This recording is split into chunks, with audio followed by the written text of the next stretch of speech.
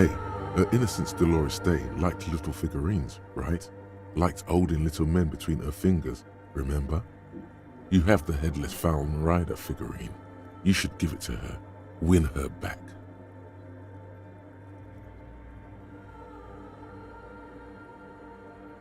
Don't be so pessimistic.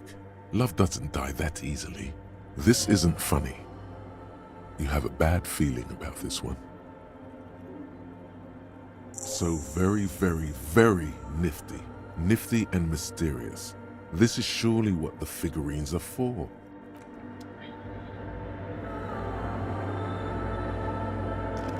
The mother of humanism stands above you, a precious and complex wax painting on a single pane of glass. A crack runs across the length of her body, her face oval and sad. Why? That does seem to be a problem. Maybe you meant something else? I don't know. What are we thinking of?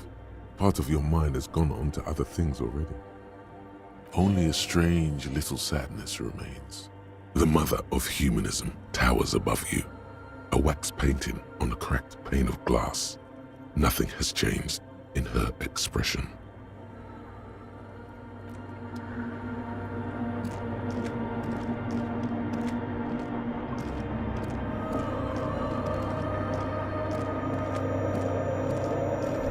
The silence in this part of the church, it's almost palpable.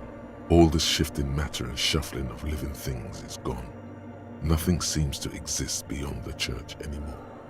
Maybe if you were to stand in just the right spot, even your footsteps would be completely silent. And then it's gone, almost all of it, but for the faintest of hums. It seems the sound here is detached from its source somehow, if not blotted out outright. Truly unusual. You can hardly hear your own breathing.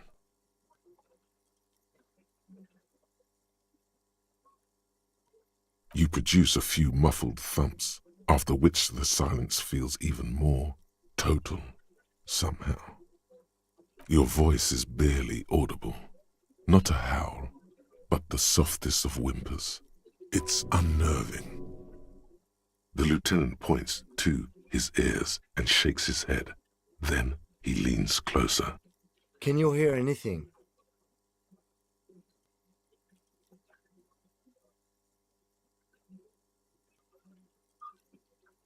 I wonder why the church was built with such strange acoustics. His detached tone conceals how uncomfortable he is. Maybe the church was designed this way to prevent boisterous activity, singing and dancing on its premises.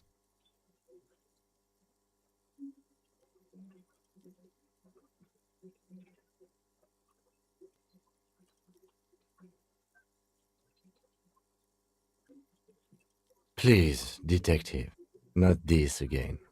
He's trying to act dismissive, but at this particular moment, he's more open than usual to the idea of paranatural phenomena. The lieutenant... Can you hear anything? I wonder why... Maybe the church was designed this way. The lieutenant doesn't reply, but you can sense him tense up next to you. The orderly rows of ceiling panels become barely visible, then disappear completely in the darkness of the tower overhead. The silence, the darkness, they've enveloped you as in a cocoon. You cannot move anymore. Relax.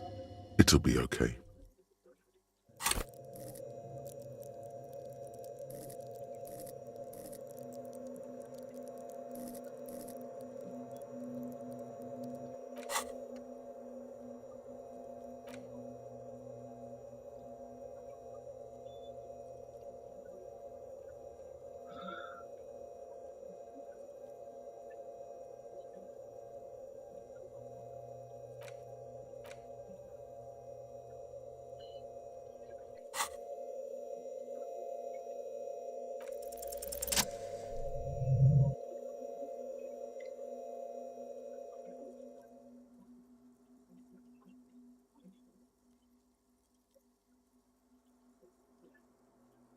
It's like there's something moving up there.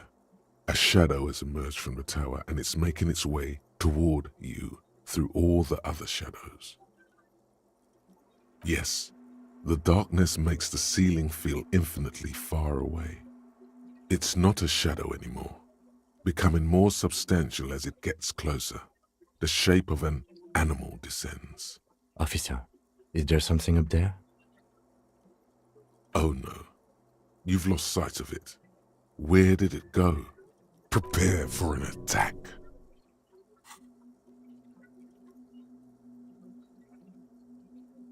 You see something hanging from the rafters, looking straight at you with dark eyes.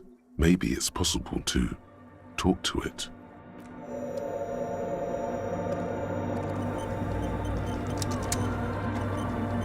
Is that a man? A man made of the same stuff as the carpentry of the building. He is studying you intently. The crab man.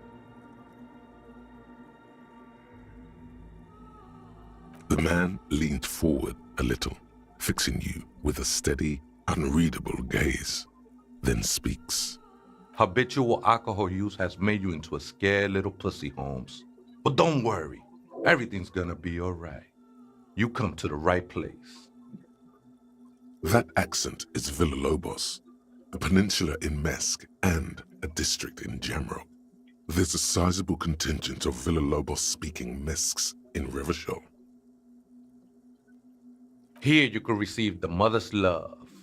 And when you're ready, she will take your hand and lift you out of the despair at the bottom of that bottle. This man is obviously a habitual narcotic user. Do we really need to question him?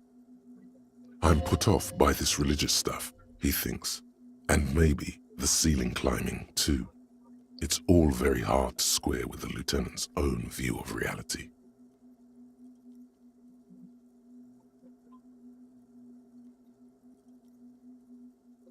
Hey, and what was that about the bottle again? You haven't even drank that much lately. Lay off it already. Shish.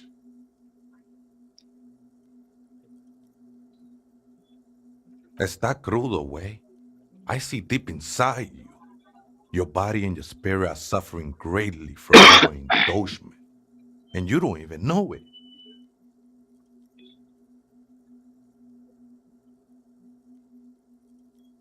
I was like you once, just dragging my feet to the next bottle. Shit was dark, Holmes. You know, actually, since we're here, you may want to pay attention to what the ceiling climber is saying. If the lieutenant agrees, then maybe, just maybe, you should pay attention. Fuck you, Crabman! You don't tell us what to do! Tell him!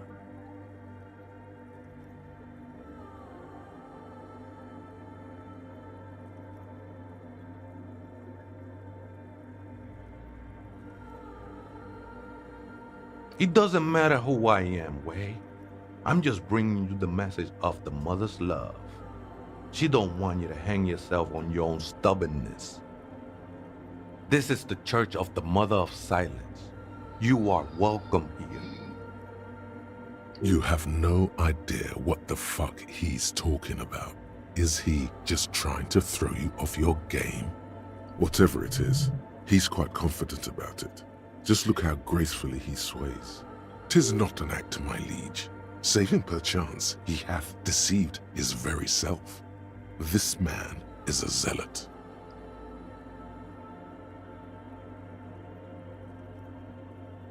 Never known myself to be a crab, but if that's the name you got for me, I won't stop you from using it.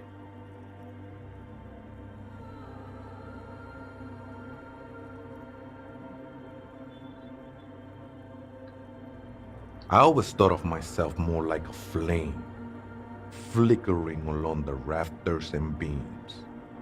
It may be that I gotta work on my technique. That's not the only technique he's working on. Look at those carved sculptures. And is that a satchel of tools over there? Sure am. Whittling wood used to be something I just did to busy my hands. Now I use those same hands in service of something greater than my own restlessness. All right, let's consider the context and meaning here.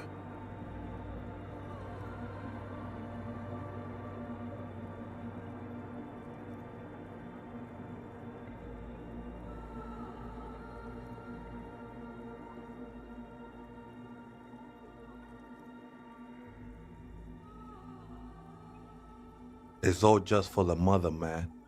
No need to overthink it. I was in a gangway, but my memories of that time are fading. Most of them are already gone.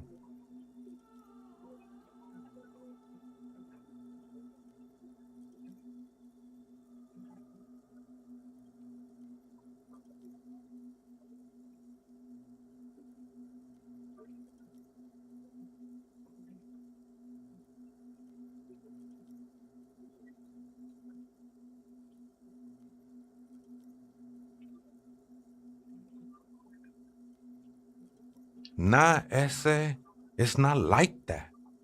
Best thing that could happen to you, losing your memory. Do you remember your name, sir? The lieutenant is not particularly interested in this information. He's just trying to assert some control over the conversation. Tiago's my name, but those syllables don't mean much to me these days. A name isn't just your identity, but also, so to speak, your place amongst your fellows, your place in the world. I ain't got no use for such a place anymore.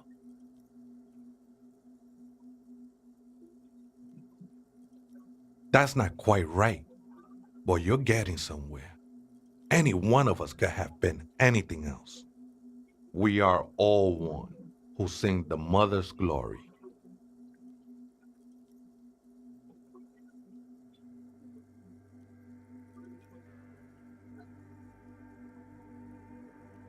This is a special place. There's a perforation in the world up there, a way out into nothingness. This church was built around it for purposes of veneration. I circled it, nurtured by the silence bestowed by the mother. One of these days, I'll be pure enough to go drink from it directly.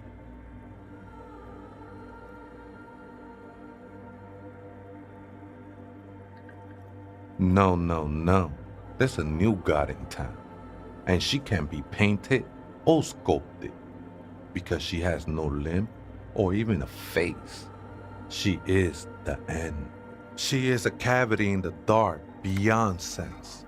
She saved me, but I couldn't describe her to you. No one can, Holmes, and no one ever will.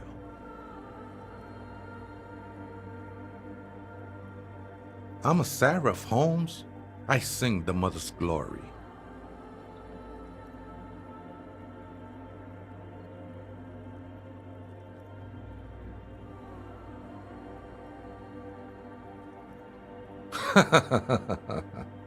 I don't mean literal singing, Holmes. This is the mother of silence we're talking about. It's the singing of a burning heart. You may be thinking, but fire crackles. No, Holmes, that's the material that's burning. The flames themselves are without sound. I will be incinerated, but not destroyed. Finally, I won with the state of the world before reality began. That sounds a bit like substitution behavior, no? You know a thing or two about that. It's not like that at all, man. It's just faith and joyful service. Too gleeful, those words. He is lying. Not to you, to his very own self.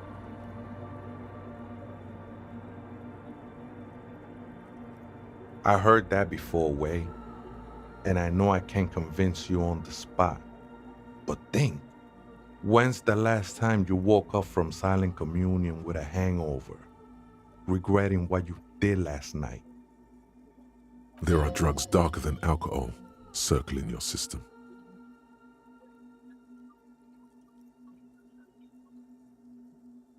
She took you for a good spin, huh? Don't worry, bro. That love is but a drop compared to the ocean of the mother's love. The mother will eat all of you and never spit you out. I can see, and it saddens me. But devotion can save you. It saved me.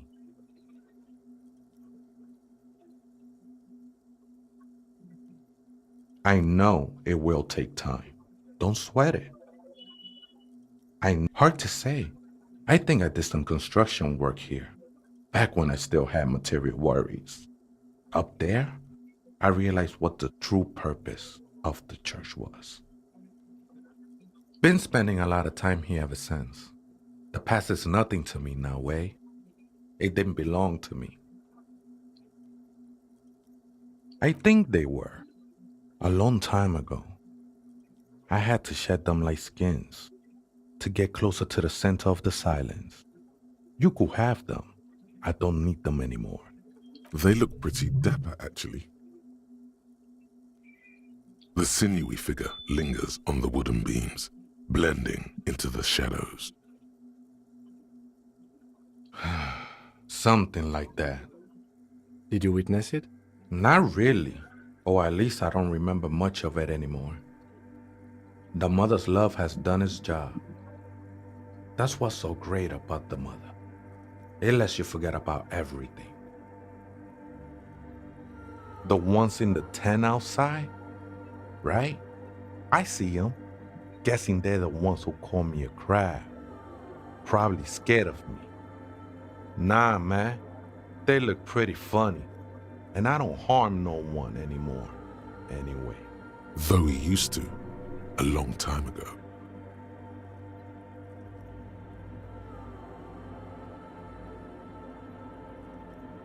Why not? They wouldn't bother me none. I'm usually way up there, imbibing. Ain't no music on earth that can reach where I go.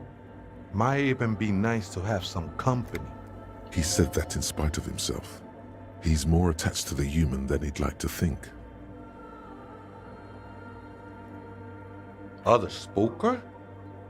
Oh, esa viejita es muy estudiosa.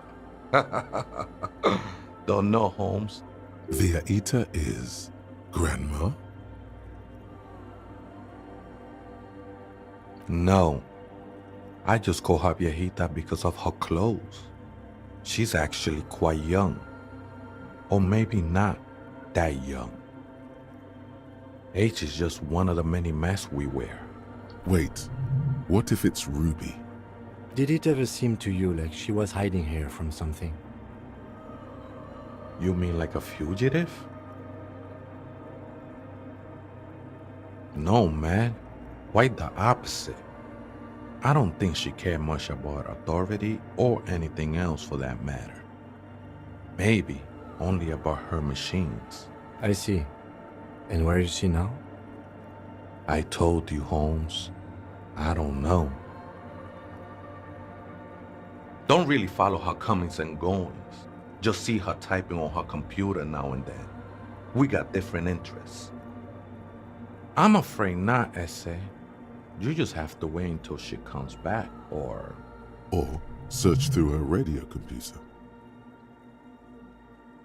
too many times, Essay. You need it for something. Surveys are a good way to fish for personal information, especially in the name of public safety.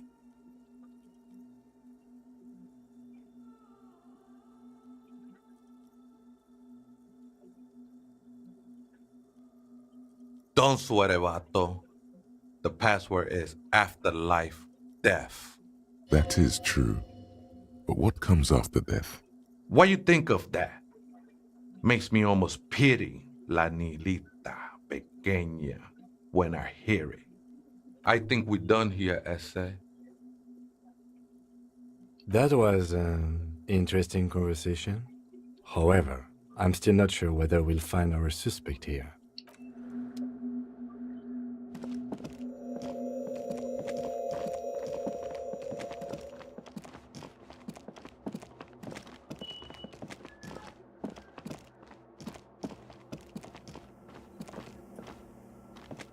The machine's keyboard is still illuminated, revealing fluorescent play and print buttons.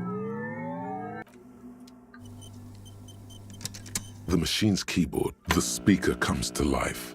Static seeps through the machine's planar magnetic driver. An old lady greets you. Her voice sounds 100 years old. Good afternoon. Votre accident en scène brune. This is the East Insulindian Computer Station 1. Please repeat. Is this the personal log?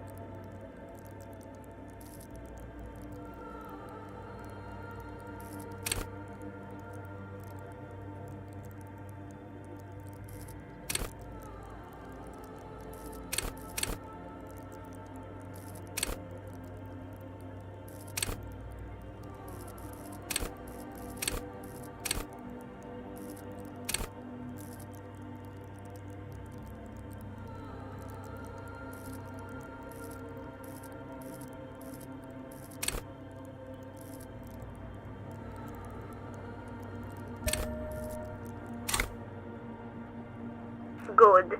Please repeat the password. Good. I have unlocked the filament. After ending the call, please press print to access the filament. Fortress Accident, is there anything else I can do for you today?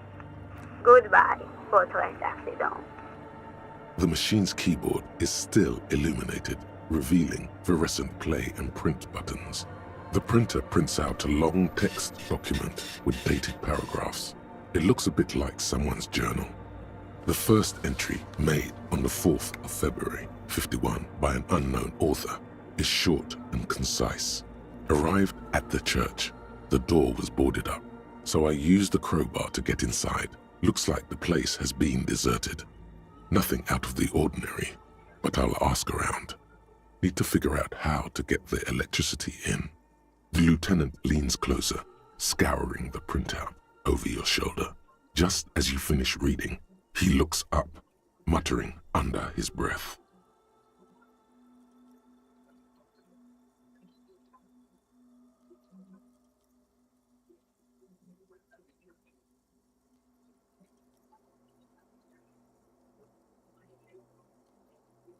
"4th of February. That's over a month ago. Whoever set up those machines has been here for quite a while.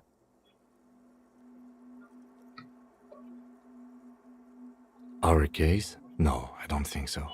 It must be some local eccentric. Eccentric.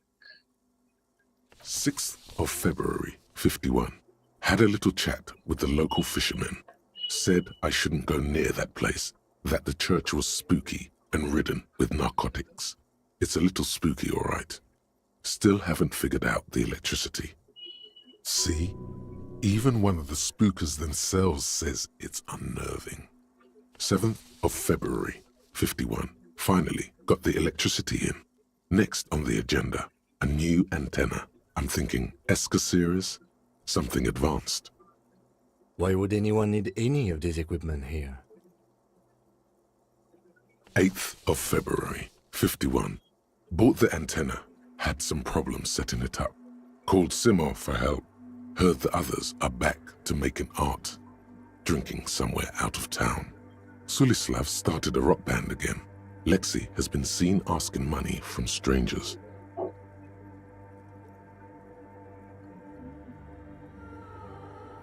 But at least the artists have their act together.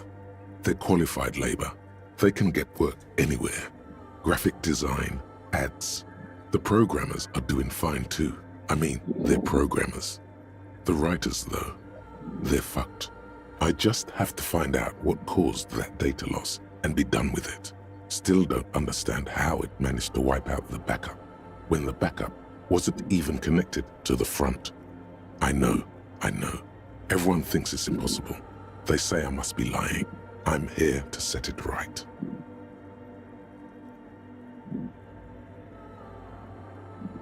Seems like something to do with radio computers. Unfortunately, I don't know enough about them to understand what the author is saying. Something about the backup data getting destroyed, and how everyone thought it was the author's fault. Let's just keep reading.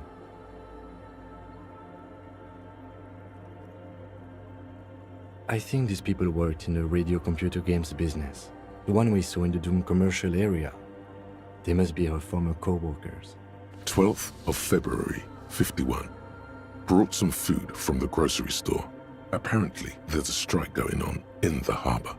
Definitely not happy to see the Martinez people again. Everything's now set up in the church. Going to start working tomorrow, 8 a.m. The strike. We are nearing the date of the murder. Keep reading. I'm interested now.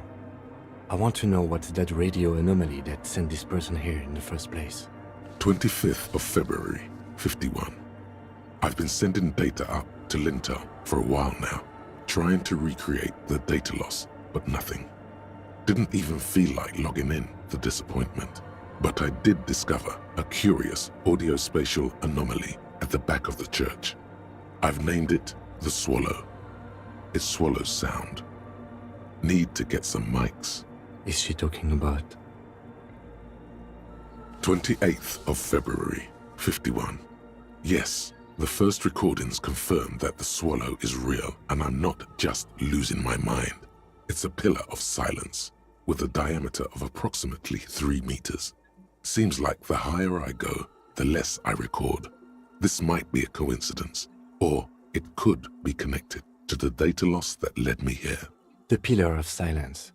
She is talking about the silence. Is she suggesting it's more than just an architectural quirk? The lieutenant doesn't answer. He follows your gaze, studying the basins. The water shines in them. No ripples. March 51. Some kind of young disco men have appeared next to the church. I've been trying to record the silence to find the epicenter, but now it turns out I've also been capturing the future of dance music, one neo-disco song over and over again. Fortunately, the song is so monotonous, I was able to devise an algorithm to factor it out. The other day, one of the disco men came in. Before I could even say hello, she got scared and left. Good, I don't want anyone distracting me from my work. That disco man must be a cell. The girl on the ice? Sounds like her, yes. March 51. I got a call from the repeater station. Someone has tried to access the radio computer in our old office in Martinez. Can't do anything about it. The storekeeper still doesn't want to let me inside the building. Thinks I'm part of some kind of curse. How Martinez of her. I knew it wasn't a good idea to meddle with that machine. March 51. A new 2-meter aux cable. Noodles, crackers, ping energy drinks, water, toothpaste, gum. Also, some canned air. Your reading is interrupted by the sound of the church door opening. A strange woman makes straight for the radio computer.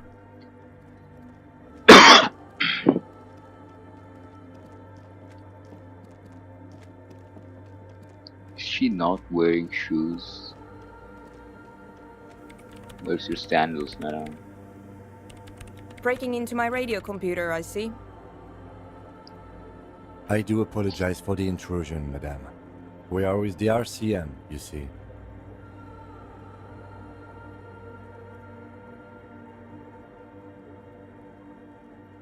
No one's hiding here.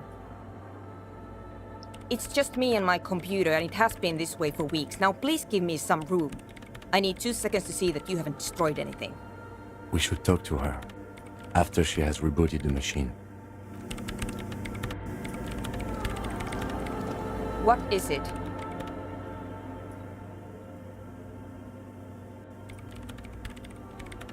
No, you just printed out my personal log and wasted some paper.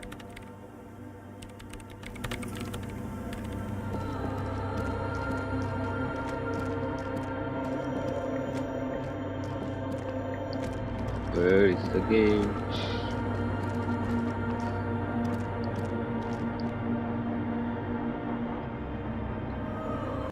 Okay, there are several things to do. Let's we go here.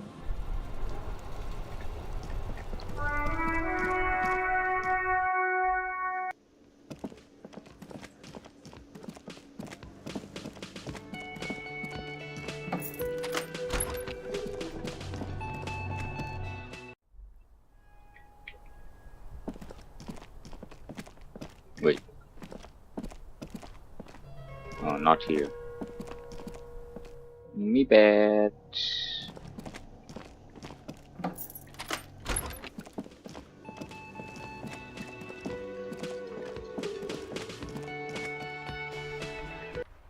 Supposed to go here.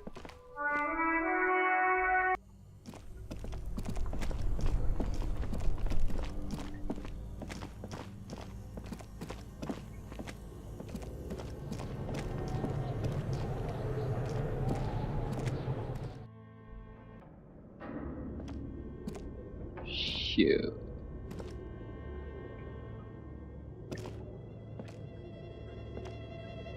But I cannot walk because I do not have a flashlight. Tiles on the cube are still. It's empty, like a beehive. The filament you have would fit perfectly inside the compartment. Like a smooth draw, the filament slide. The speaker. Good afternoon. Please repeat. Good. Please. Good. Really? She just used the same password? Maybe those radio computer guys aren't that paranoid after all. Fortress accident. Is there anything else I can do for you to thank you? Tiles on the cube are still smoldering. Cast with a quiet determination, the printer starts printing, a piece of paper unfolding like a handheld fan. A black crisscross of letters covers its surface. It's a project report written by the lead producer, Andrew Andy Schott, about Whirl Untethered, a radio game developed by Studio Fortress Accident. The first few pages give an overview of the capital and workforce, while the rest of it seems to be a production schedule.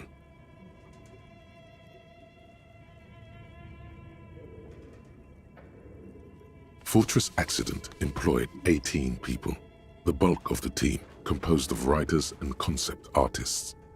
There were also radio programmers, sound engineers, a CEO, 2 marketing experts, and a single overburdened producer who developed a habit of popping Corolidon in the basement to escape his obligations. Why did Fortress Accident have so many concept artists? It didn't. No, definitely not. A few more producers could have come in handy though, especially when dealing with writers, some of whom routinely skip to work because of mental health issues and extremely unprofessional sleep schedules. One of them even managed to steal some valuable company property before skipping town for good. In its short time of existence, Fortress Accident SCA managed to burn through truly insane amounts of money. The first tranche of seed financing brought in 150,000 Riyal, but then came the delays. Eventually, the damage reached 400,000 Riyal, with only half of the game finished. Let's just say it was a real adventure for their Igaunian investor. The production schedule depicts their glorious descent into bankruptcy. Not the concept artists. It wasn't even the writers. With their panic attacks and 3-hour lunches, it was impossible not to fail. The project was too large, and no amount of money could satiate the ever-expanding ambitions of the development team.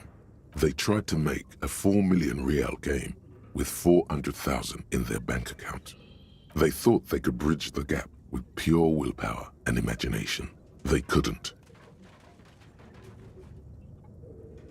No, you couldn't have.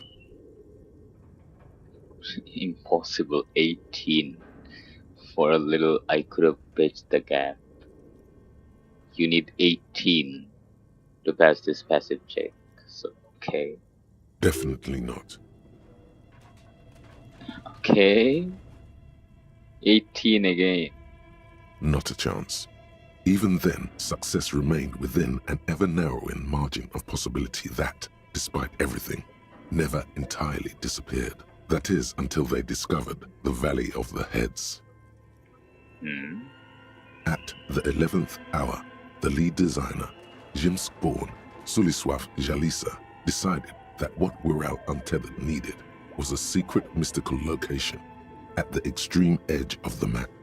This place was to be the Valley of the Heads, where the heads of all the headless constructs could be found. The player would have been able to choose a head for their headless party member, and each Okay. head would have been voiced on air by a professional actor. Okay, this place was to be the Valley of the Heads, where the heads of all the headless constructs could be found.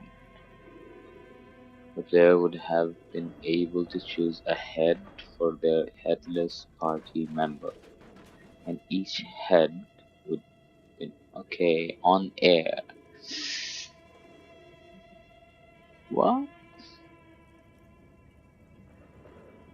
Hmm.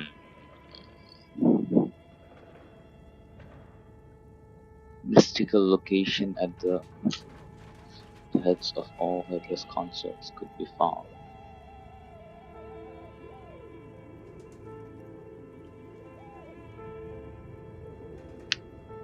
I don't get it. What is this a metaphor for? Head. Is it something about avatars? Mm, and each head would have been voiced on air by a professional actor.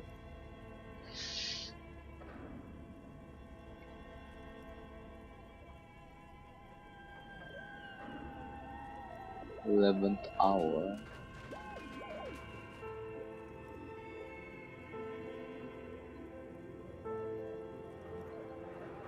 Of headless.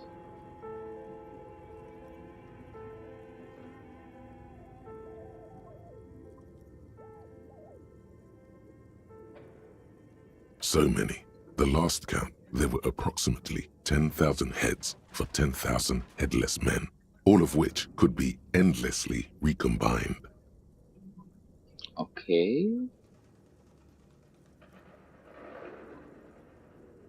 Do you really want to know? There seems to be a calculation here, but it may take a while. Oh my god.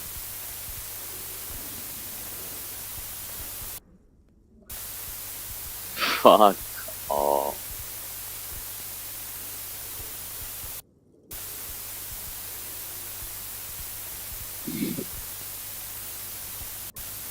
Oh my god.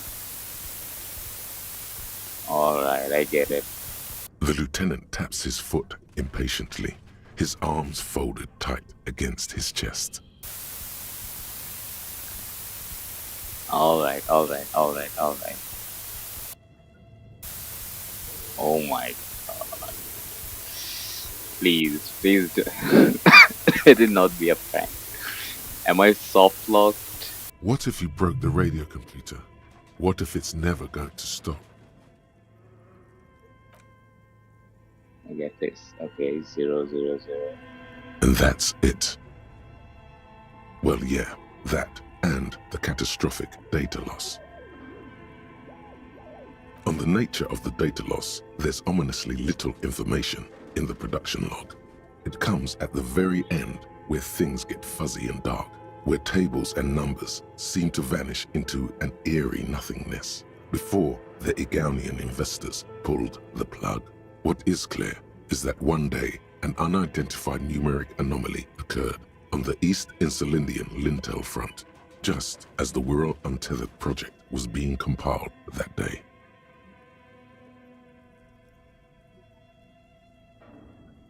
When the project was returned, it was completely blank. The team spent weeks on the phone with Lintel, the service provider, but despite their diagnostics, they could never produce a satisfactory explanation or pay for the loss.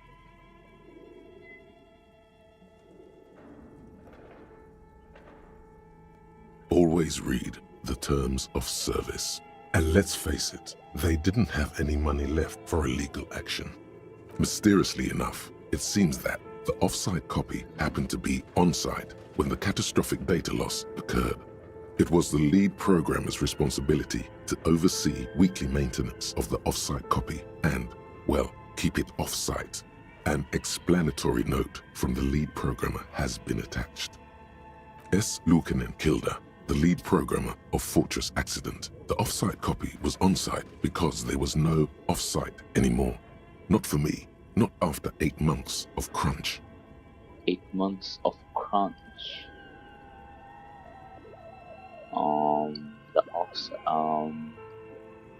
The lead programmer. I didn't have a home anymore, so I started keeping it in the basement in the ice bear refrigerator near where I went to sleep. It was perfectly safe there. The temperature conditions were optimal.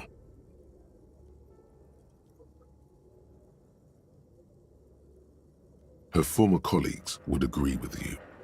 The production schedule ends with a few random notes that seem to be added sometime later. The production schedule depicts their glorious It was impossible not to fail. They thought that they couldn't. No, definitely not a chance. Even then, that is until they discovered the Valley of the This place was to be the world had never seen their kind before, and might so many. The last count, there were approximately 10. Well, yeah, that and the catastrophic. On the nature of the data loss, what is clear is that one day something spooky happened with the machines, and the game was lost. The team spent weeks on the phone with Lintel, the service provider, but mysteriously enough, it was the lead S. I didn't have a home anymore. That's not what her colleagues thought. The production schedule ends with 4 months later by an unknown author. I am the only one left, and it's gotten rather damp here. A few other businesses have gone under too. Slipstream switched to making skis, and the hairdressers just left, cursing Martinez. They're right though. Something's seriously wrong with this place. Martinez, all of it. Still haven't got an answer from Lintel about what happened. All I could get were the physical coordinates of the error on the East Insulindian front on that day. Since the computation happened on air, I reckoned it had to coincide with an actually existing location. I have compared the coordinates to a map of Revachol West. Turns out it's only 800 meters from here. The address is Saint-Brun 1147. I am going there to look this thing in the eye. Saint-Brun 1147? That's what the street sign next to the church said. Tiles on the cube are still smoldering. Nice.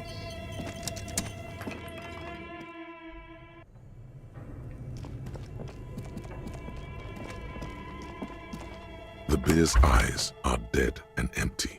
Ice inside the fridge. The paper still. Good question. Somewhere in the past, it's summer. I know. At least A friendly cup. The paper still.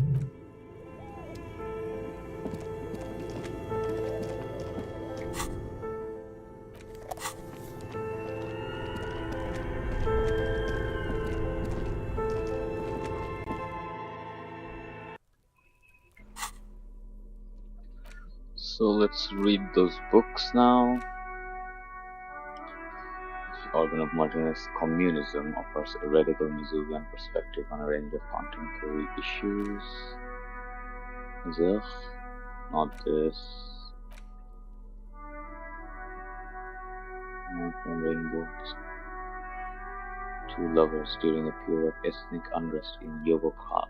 The book has been psychological realism.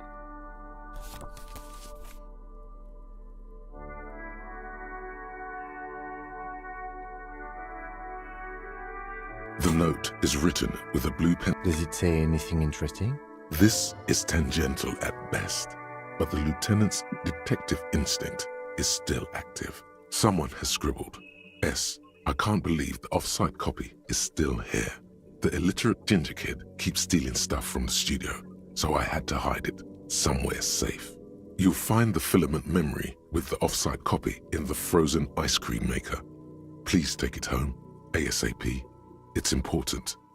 I'd do it myself if I lived in a civilized place with a freezer. Take care, Suliswaf. Looks like someone from that radio game company upstairs. I'm a little surprised they just left their property lying here. That's a plausible hypothesis. It belongs inside a radio computer, storing its memory. It's like a tape. You listen to disco tapes, right? It's like one of your disco tapes, only for a computer. Really? You don't have a single guess? Oh, I'm sure that child would love to get his hands on the filament memory. Even if he doesn't know what to do with it, he'd probably try to pawn it for speed, based on our encounter. I don't know. I assume it's somewhere close to the iceberg fridge. Didn't you see one right next to the breaker box?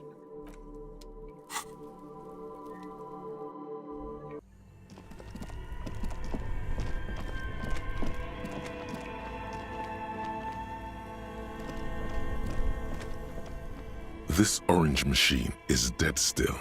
It has a hand-cranked ice cream churner and an electric freezer. The ice around it slowly melting. Turning the crank feels oddly satisfying, like stirring your childhood dreams. In the distance, you hear water dripping. It's all gone now. You'll never become a poet or an entrepreneur. Entrepreneur. You slip your fingers under the frozen lid, but the ice is too cold for you to get a good grip. A pry bar would come in handy here. If you want to try again, then you need to have the pry bar in your hand, detective.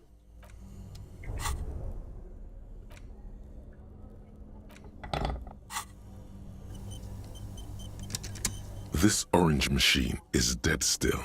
It has a hand-cranked ice cream churner and an electric freezer. The ice around it slowly melting. Pry bar not strong enough? The fuck kind of... What? What is it even saying? What am I supposed to do? What do you This mean? orange machine is dead still. The ice squeaks beneath the pry bar. Holy fuck. You could swear you succeeded, but the lid simply won't budge. You see the pry bar's metal handle bending right before your very eyes. Yeah, well, that's a good pry bar. I'm not criticizing it, but this ice cream maker is frozen shut. It takes an advanced tool to get it open. I have no idea, officer. This ice cream maker isn't important enough to requisition a special tool. Sooner or later, you will stumble upon a tool mighty enough. Then we will know what's in this mysterious ice cream maker. What? Fuck off.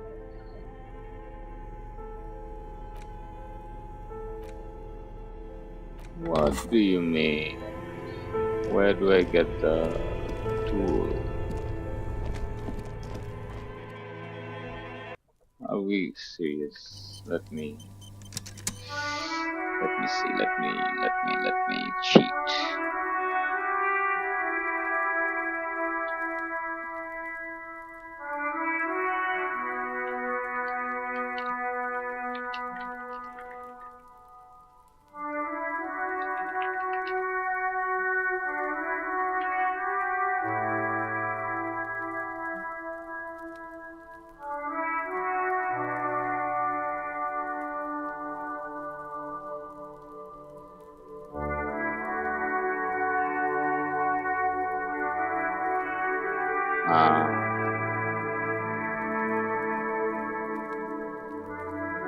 Alright.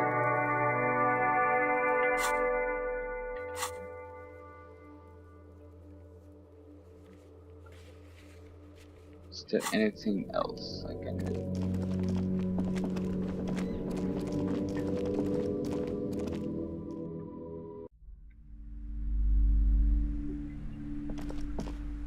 The display rack is brimming with worn paperbacks featuring an extremely muscular. A twinge at the back of your head makes you flinch. Your eye starts twitching.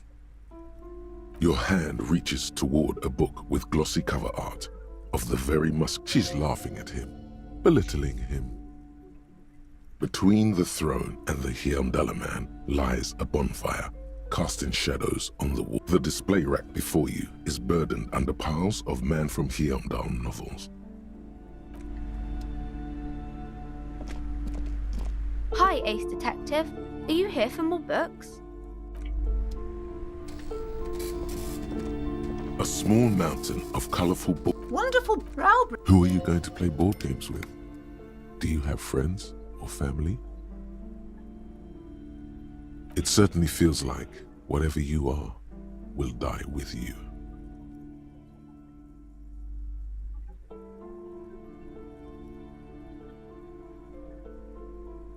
Friends are technically like family. For playing with friends, I'd recommend Suzerainty. It's lousy auras there. I've heard they turn people into a wonderful brow brick. Who are you going to play board? Are you actually friends? Or just colleagues thrown together by circumstance? Then you're a lucky man. For playing with friends,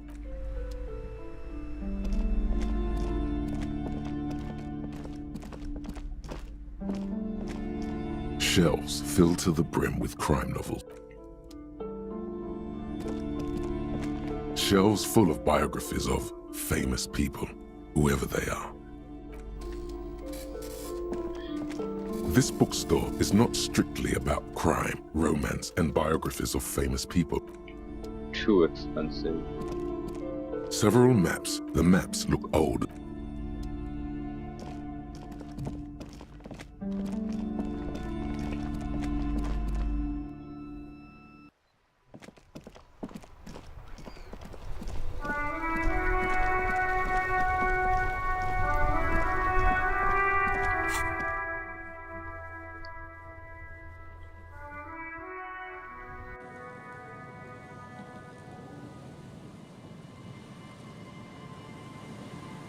What should I do?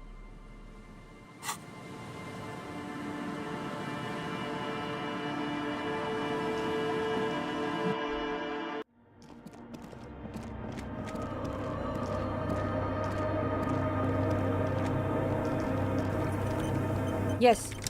What is it?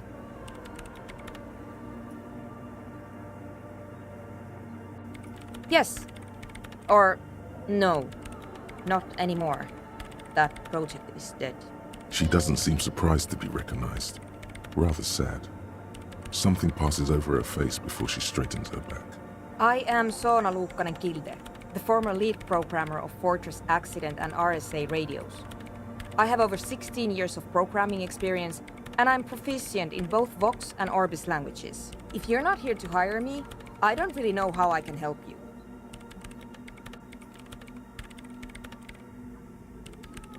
Did she say over 16 years of experience? She must have started programming when she was still a teenager.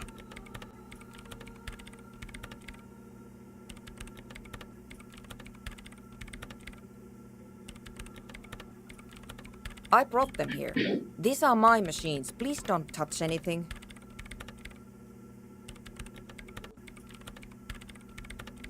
I'm working. The machine seems almost alien with its pulsing core, the light casting her face in a strange shadow.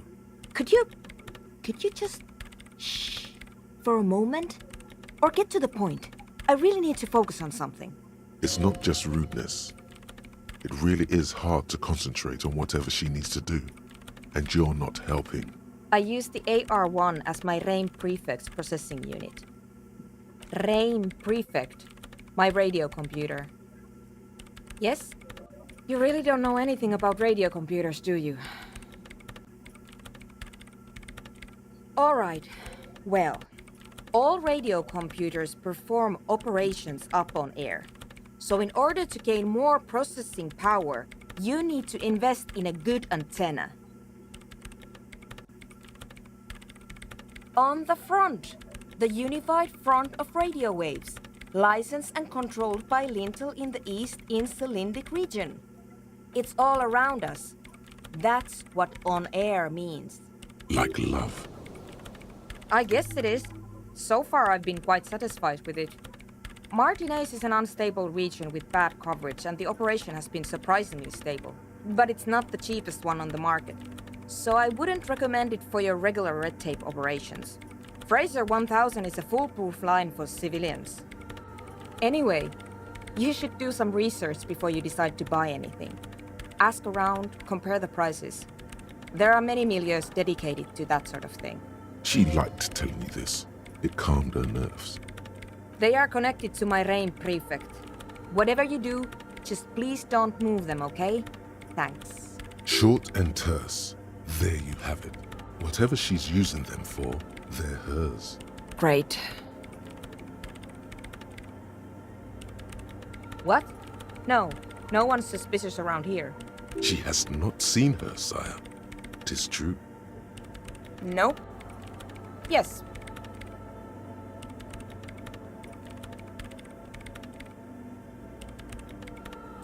And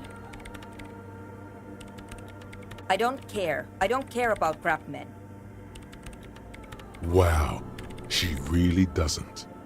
Not afraid, this one. You really like those questions, don't you?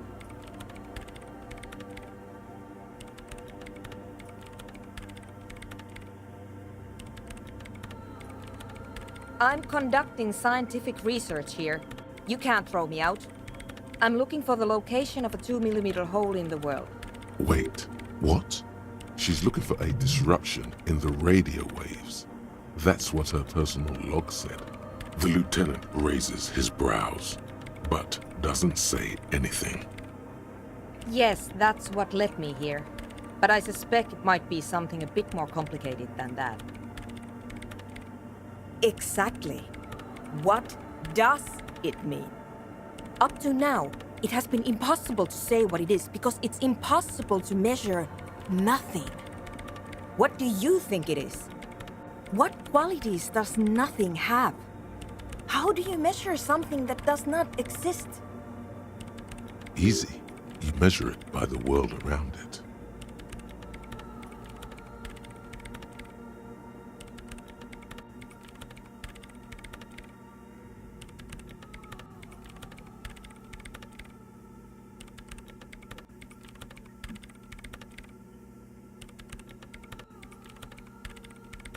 I don't know.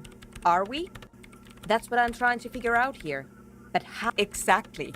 Very true. That's what I've been aiming for. That's why I have those basins.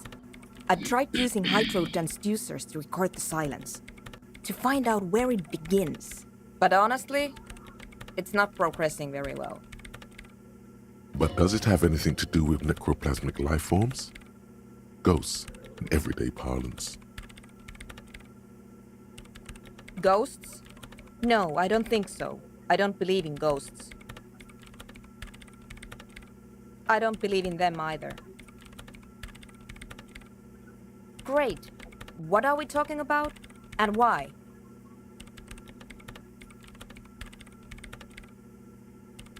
Ghosts? I don't believe in them either. Great. What are we talking about? And why? Because it's just trial and error, trying to locate the swallow, the exact point in space. And I don't have a... You know what? It would be really helpful if you could just stop talking and let me work. Somewhere underneath those roof beams, I assume. Only a faint crisscross of rafters can be made out from the dark. Most of the tower disappearing into the shade. Strange things may flourish in the dark. There's this place at the back of the church. A place where all audible vibrations seem to decease. I've named it the Swallow. And the higher you go, the less you record. The Pillar of Silence? Are you sure it's not just an architectural quirk? Maybe, but it's oddly close to the physical coordinates of the data loss that led me to this place. I know. No, I don't. She sounds mildly annoyed by this line of questioning. Her hands typing hundreds of commands into the machine. Great. Thanks. What? I hate it. I bet she hasn't even heard it.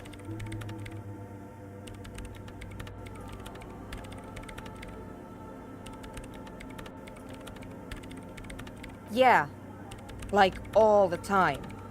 My tent neighbors don't really ease up with their partying, do they? Maybe I'd have to be on drugs to get it, but to a sober mind it just sounds like uninspired rug whipping. No idea what it has to do with either dancing or music. This is about those speed freaks in the tent, isn't it? I've got some news for you. It's not a nightclub they want to build here. Take a guess, why don't you?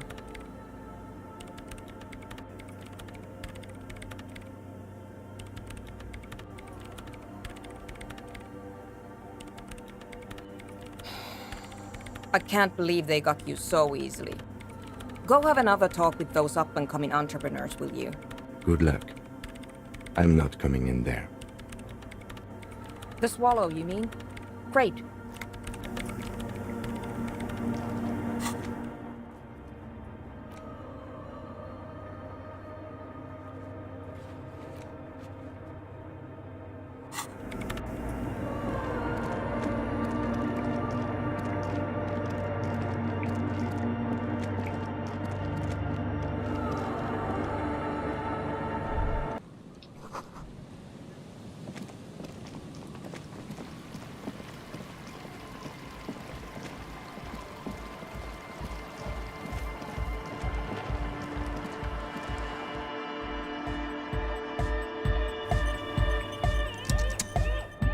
Hi again. So, and? What happened? Oh, man! Who is he? What did you think?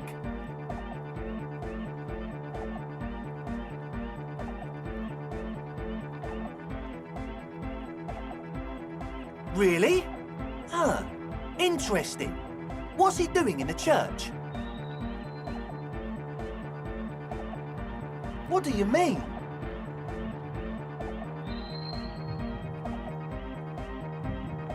No matter.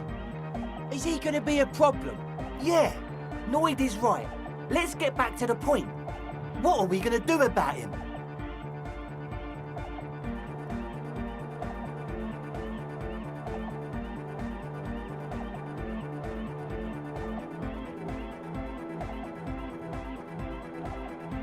But he's likely up to no good. He's a crab man. I dunno, man. Doesn't it feel like a major hindrance to you? A spooky guy climbing around when all the guests are trying to have nice friendly hyper time?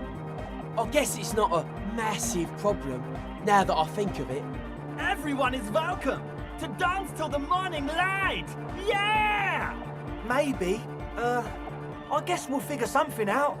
Okay, but what about the other spooker? The one in Grandma's clothes? Did you see her? A programmer? That's odd. What was she like? Did you ask her about the nightclub? What a pity! That's my favourite thing in the world! And she doesn't like it at all! A shame. What can we do now? Do you see a way out of this jam? And into a laser-lit future of dance and unity? Unity! Dance! And you can't just evict her? Look at you, Honour Man! No, Noid. He's right. Maybe we've approached it the wrong way after all. I'm sure there's a workaround. We can make a deal not to bother her. If that's okay with her, we only want to get in the church and spread the joy and ecstasy of music. The lines in the dark exist! Coexist! At least Crabman seems like an advanced being. He's hard. He'll understand. Yeah, he can do his climbing thing in the tower. And the programmer, does she like Nordic dance music? Egghead cannot believe what she just said. It makes him pump the jam a little slower for a moment, but then he returns to the full swing of it. No worries. We'll figure it out. If coexisting fails, you can always muscle her out, right? If it's all okay with you, what do you think? Excellent! Good luck, my friend. Goodbye, officer.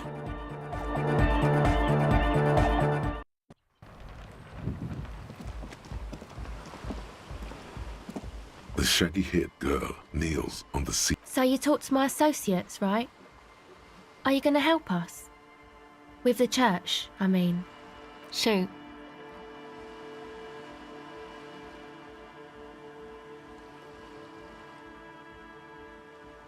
Oh, that. She's less prone to blurt it out, crab man, than the others. Okay. I went in and she was dressed like someone who's been raised by their grandmother, you know. And then, you know, right behind her, a man crawled down the wall. Upside down like a crab, down the church wall. I think the woman didn't even know he was there. He stopped right before he got to the floor, then just hung there like that, looking at me. Right at me. I fucking turned around and Like a crab, you say? You saw him? Does it mean that you went in there? Did you see the other spooker, the one in Grandma's clothes? Good, so you believe me. You should go tell this to Andre. He'll know what to do next. I did, and I'm sorry. For what it's worth, which isn't much. This is why I didn't go into the tent. Typical delinquency. You don't get to choose your posse, they choose you. Mine are idiots, but they're mine. I tried to talk Andre out of it. I even tried not to lie to you. Indeed, she merely tried to omit the truth instead.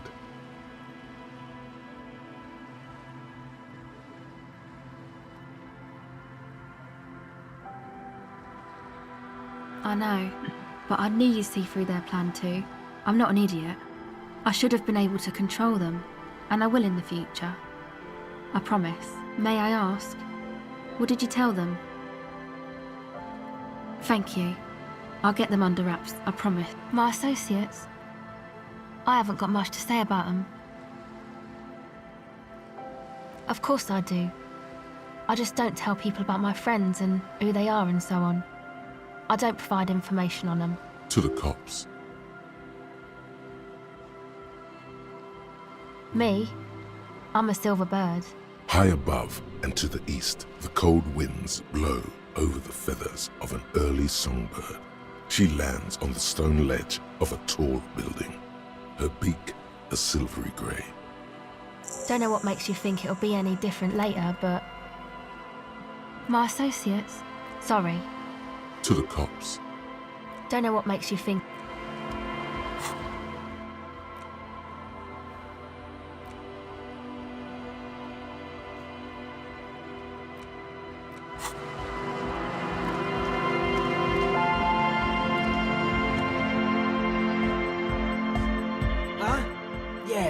Gotta compare.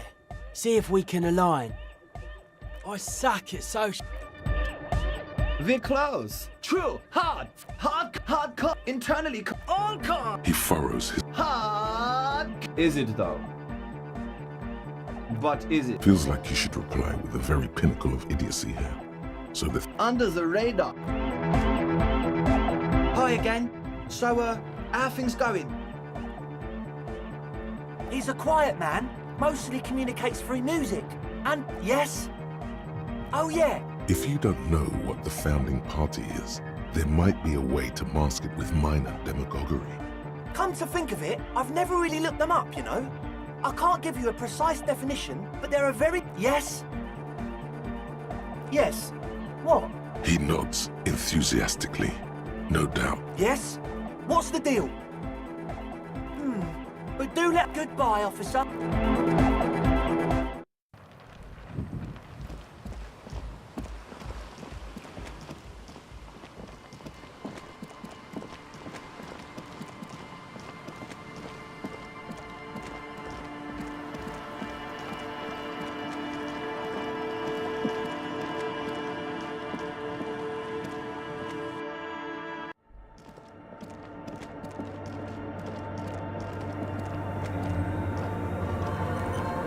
Yes, what is it?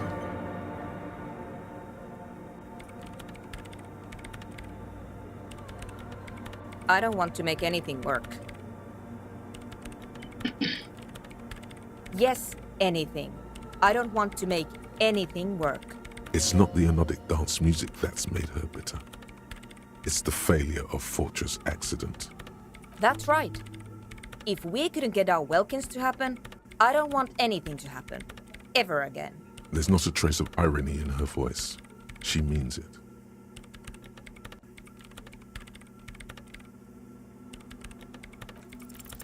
Easy. When her research is done, she can move out.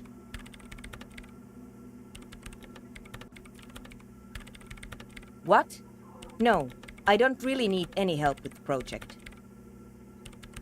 She thinks about it. A glassy look in her eyes. A gust of wind brings more snow in from the broken gallery. It touches her hair. All right. Bring me the game's offside copy from my old workspace, if you really want to help. It's stored on a filament memory, and I'm unable to go and fetch it myself. It's a backup of my former employer's project. The radio game. The backup itself is destroyed now. But I'm hoping to use what's left of it to pinpoint the exact location of... Hold on. If it's called an offside copy, then why is it still... Oh god, not this again.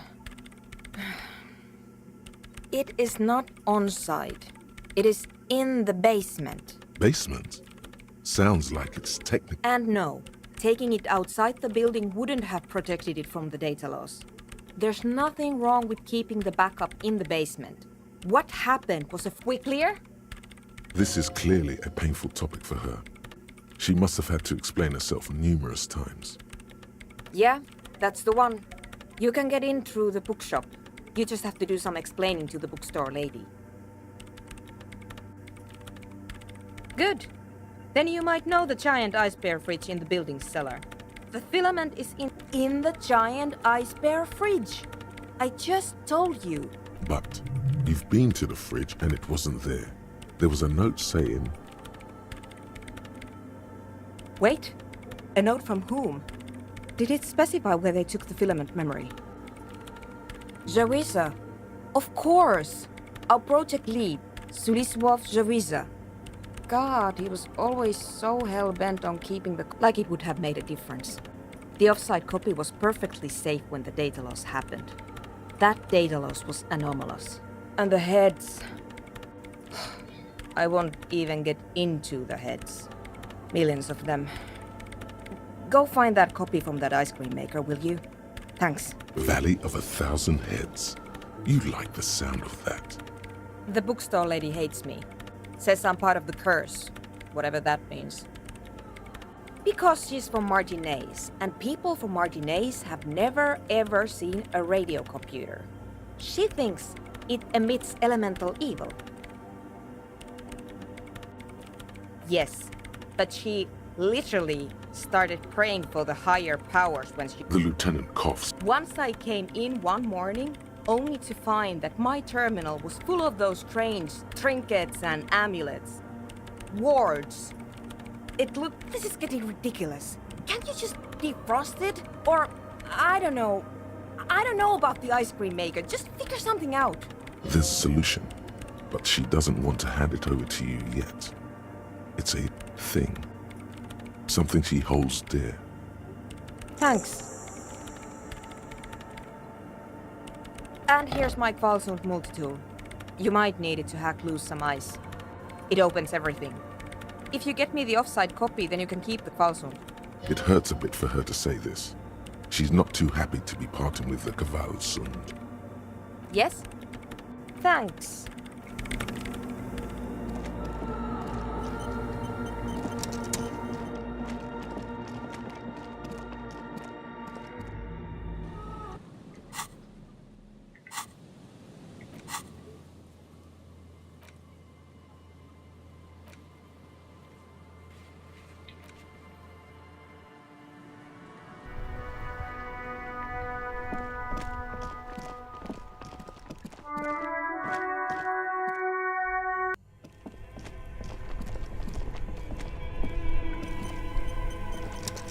This orange machine is dead. You slip... Didn't Sona give you a perfect tool for this?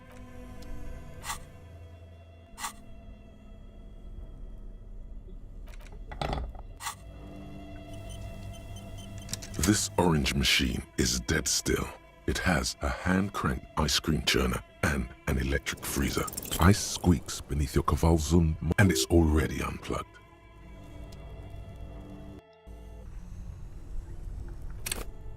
This orange machine is dead still. Ice squeaks beneath your Kavalzund.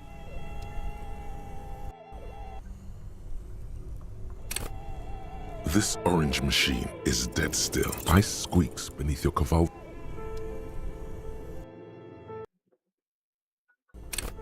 This orange machine is dead. Ice squeaks beneath your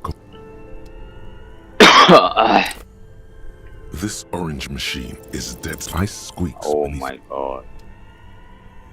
Come on. It's 3 in 1. This orange machine is dead. Ice groans and howls under the strain of your giant Kavalzund multi-tool until the lid cracks open.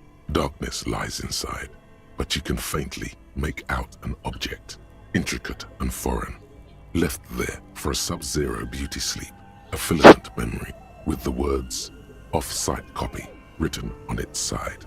You gently lift the cube from its frosty bedding, careful not to damage it. We should take it back to Miss Luukkonen Kilde as soon as possible. I'm not sure how well unused filaments tolerate room temperature. Yes, but aren't you curious to know what's on the precious filament? There's a radio computer upstairs. Yeah. Of course.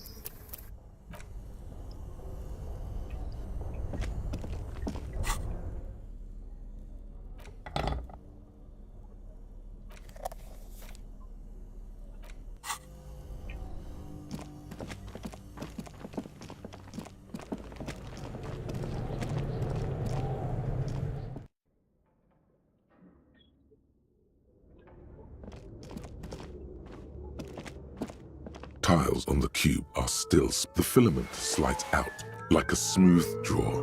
The filament slides into place. On the keyboard, the speaker.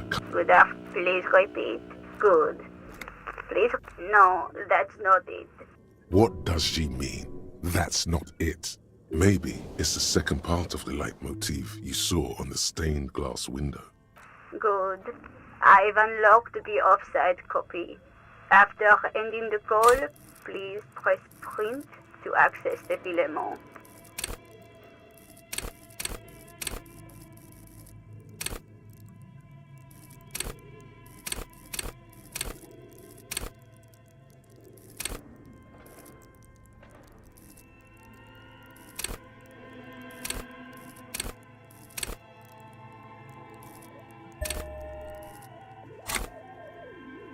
Ka-ching. Fortress accident. Thank you. Tiles on the cube are still. It sounds like something cracks before the piece of paper starts filling up with pure black ink. The paper is soaked with ink, its monochrome darkness spanning from margin to margin. It's not possible to make out any information. Odd. Something is obviously broken here. A single speck of white shines out from the shade. For some reason, the printer decided to spare this one tiny dot of paper. Marked by the devil itself. This must be the information Sorna is looking for. She knows how to make sense of it. Tiles on the cube are still smoldering, casting the framework in a soft glow. For rest, the filament slides out of its glowing nest.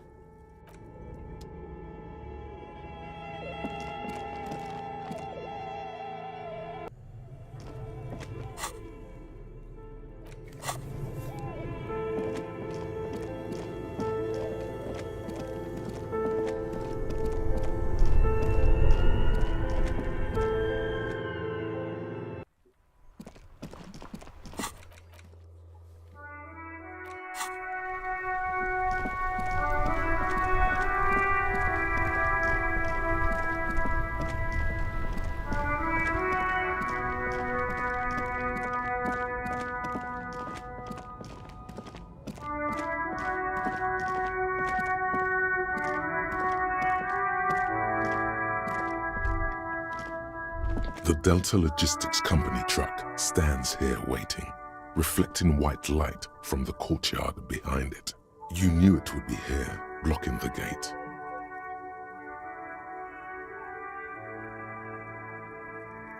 Because this is a place of mystery. Yes, people hard at work at their desks. They can barely tell if it's day or night anymore, because the lights in the building are so uniform and bright. Who knows when they'll come out? Irony. They're yuppies masquerading as Mazovians. Or was it Mazovians masquerading as yuppies?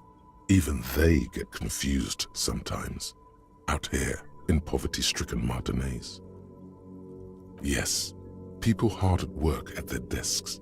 They can barely tell if it's day or night anymore, because the lights in the building are so uniform and bright. Who knows when they'll come out?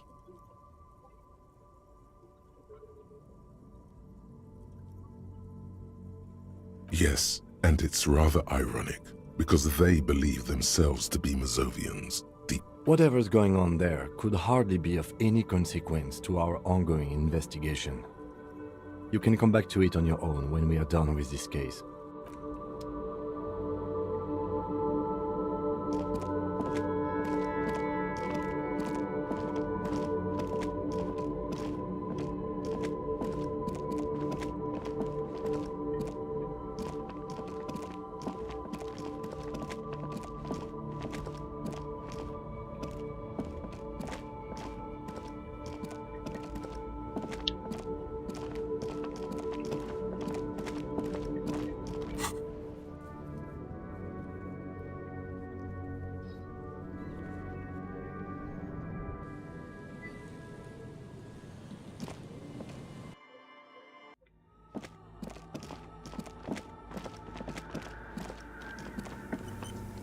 Yes, what is it? Yes?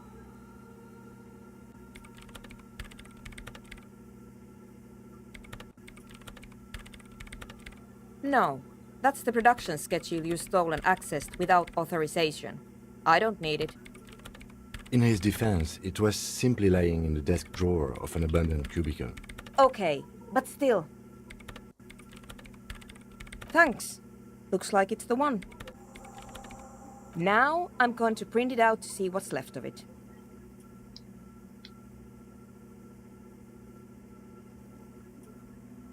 A speck of white? That's exactly what I'm hoping to find. Lintel was able to divine the location of the anomaly from this broken copy. I want to repeat their calculation, only this time with better equipment. Watch. What an intricate display of failure.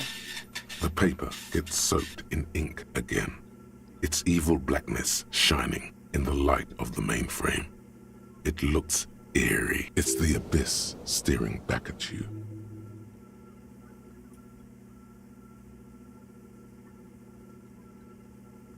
Sorna doesn't reply, her hands running over the printout. She's looking for something, for her morning star, eyes scouring the millimeters. Here, I found it.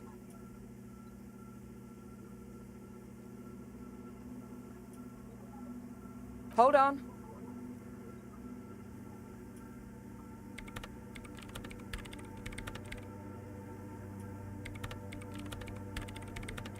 Just give me a second. I'm almost... I've never witnessed a programmer work before. done. I've got it. I found the location of the anomaly.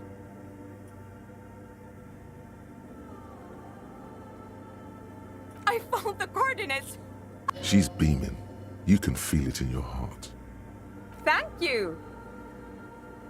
There, in the swallow. Think you can help me again? I need you to go move those water bolts for me. I need to double-check my calculations. What an interesting proposition. Truly a task for the intellectuals, solving the puzzle of water bowls. Figure it out? No. I don't need you to figure anything out. I've got a computer for that. Just walk over to the circle and follow my instructions. Move the third bowl 2 centimeters to the left, and the fourth bowl 5 centimeters to the right. This should do the trick. Move the third bowl 2 centimeters to the left, and the fourth bowl 5 centimeters to the right. 320 45R. What? She only wants you to follow instructions. Nothing intellectually stimulating. In this task, a child could do it. Come on. It's not about your brain. Even I couldn't figure it out on my own. Can you please just go and move the water bowls for me? Thank...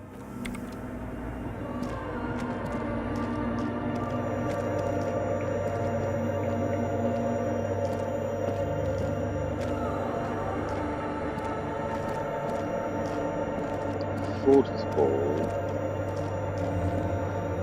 How do I even start to count it?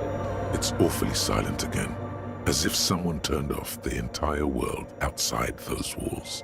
Measurements have been marked down around the bowls, each chalk-drawn line representing a centimeter on the floor. It moves like a ghost without creating a single trace of sound. This task is an insult to your mental skills. Some water spills out of the bowl, wetting the floor. The lead programmer sends you an encouraging thumbs up from across the hall.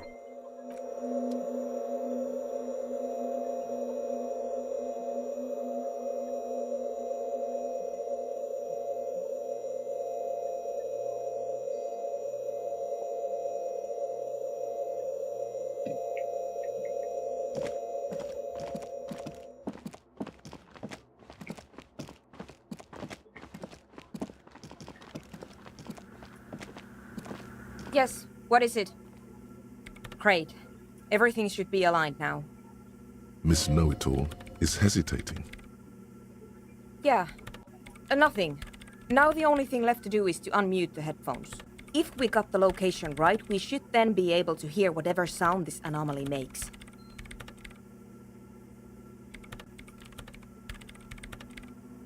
Honestly, I'm a little scared. I don't know. That's what I'm scared of. I don't know. It could be anything. I mean, what sound does the nothing make? How can you even listen to something that doesn't exist? What if silence is only what surrounds it, but the swallow itself is...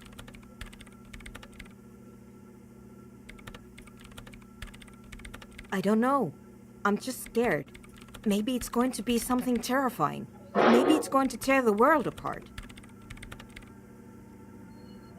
Like that evil ink that filled the printout, erasing coherence and meaning. Maybe I'm just tired. Let's think about this logically. Why would nothing be terrifying if it's, well, nothing?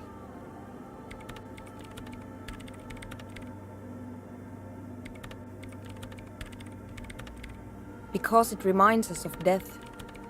And we humans tend to think that death is pretty scary. Yeah, you're right. Let's do it. The lieutenant takes a step back, and then nothing. Nothing happens as Sona Lokanen-Kilda presses unmute on her keyboard. Nothing but silence. You can hear some small animal cross the floor in the chancel. It's that quiet in the sanctuary.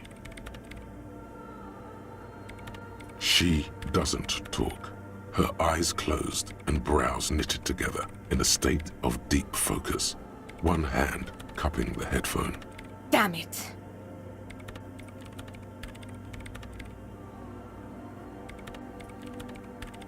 No, of course not. Nothing happened. Let's move on. Despite her fear, she was hoping for something extraordinary to take place. No. My hypothesis was wrong. According to this, I should have heard something, if I got the coordinates right. Like I said, silence is only what surrounds it. But this is just another failure. Silence sounds like silence. That's all it is. You can try on the headphones. See if you can hear anything. But don't get your hopes up. Silence is silence? You're sure there's more to it? This can't be it. You should have a listen.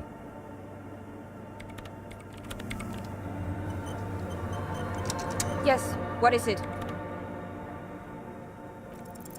Everything disappears. You are draped in silence like a drowning man staring into his puny little headspace. And then the pressure changes. It feels like flying on an aerostatic, or when your ears pop, or like a subtle difference in the atmosphere, a weather change hanging in the air. What if the sound you're looking for is too low for you to hear it? A better sound system? All right, but where would we get one? Suddenly, a rhythmic beat permeates the walls, causing a small patch of decorative stucco to crumble onto the wooden floor. They should really allocate some renovation funds to this place. No. What they really should do is shut down the disco men for disturbing neighborhood peace. You mean the speed freaks? Of course, the speed freaks. They have a fantastic sound system. And you think they would help me? I guess I could live through a week or two of peaceful coexistence. Brilliant negotiating there, detective. As always. Sure. Let me know how it goes.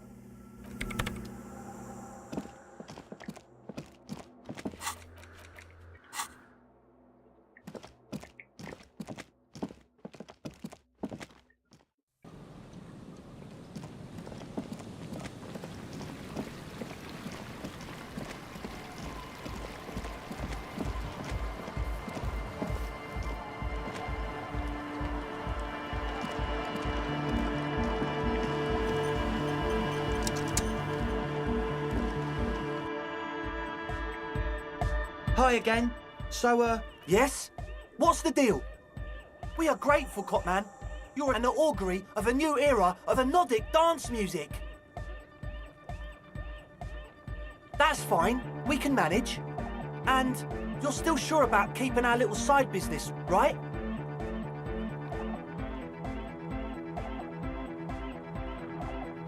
Fine. We can make do. It's going to take us a bit to move our stuff inside. A couple of hours, maybe. Come check back later. Let's get moving.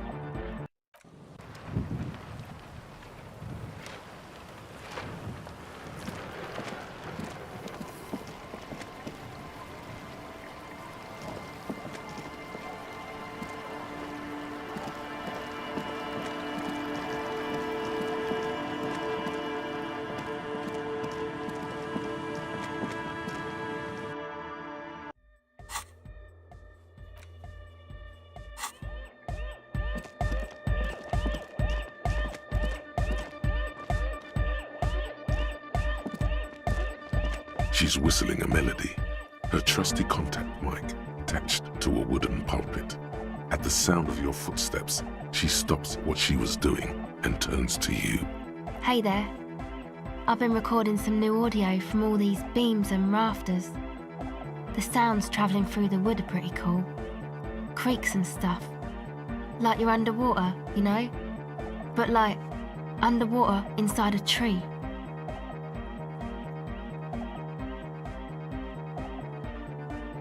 But that's not really what I wanted to talk about.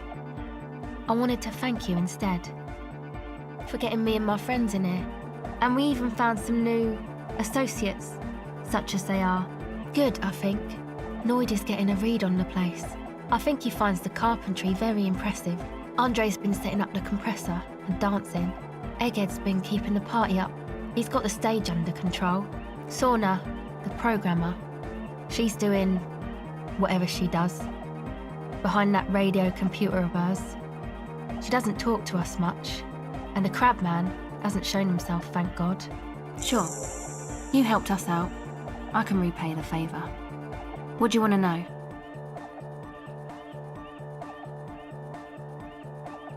What do you mean?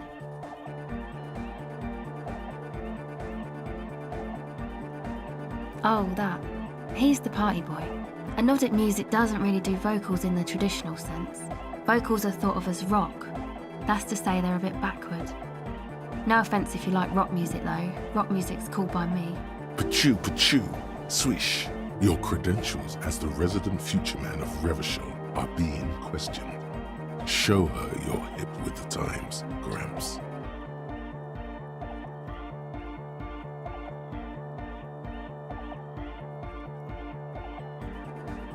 Anyway, even if you don't have vocals, you still need someone to say something every now and then, right? To urge things on. That's where the party boy comes in. He basically just stands on the stage and dances and yells how awesome everything is. It's very catchy. I understand. People are usually afraid to do things if others aren't already doing them. Dancing makes you dance, like sneezing makes you sneeze, or yawning makes you... Anyway.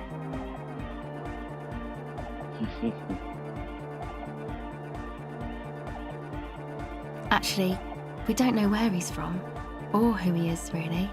One time we were out partying somewhere in backwater Forburg. Or maybe even Coal City, I can't remember. Maybe it was Coal City. The worst of the banlieues. A wretched heap of closed-down mines, even west of Jamrock, on the dusty slope of Montmartin, the remotest possible area of Revachol. No one even wants to exploit those people anymore. Wretched heap of closed down mines. No one even wants to exploit these people anymore. Egg was yelling along to some jam someone was spinning, all night long. Just kept yelling until he didn't have a shred of voice left.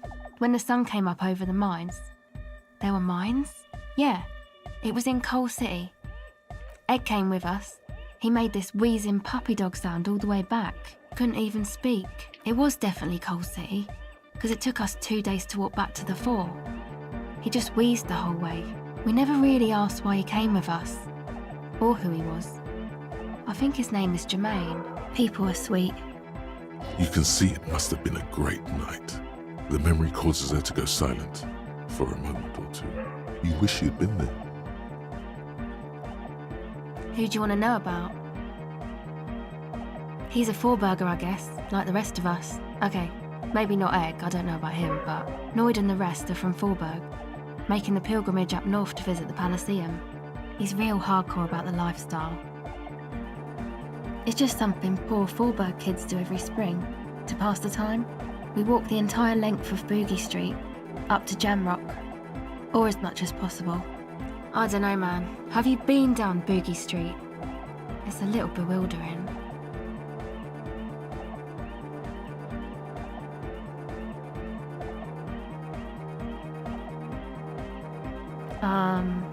Kind of. I'm gonna say yes. Okay. Then you should go and take a look, I guess. Boogie Street is cool. It's got a lot of immigrants and all kinds of different people.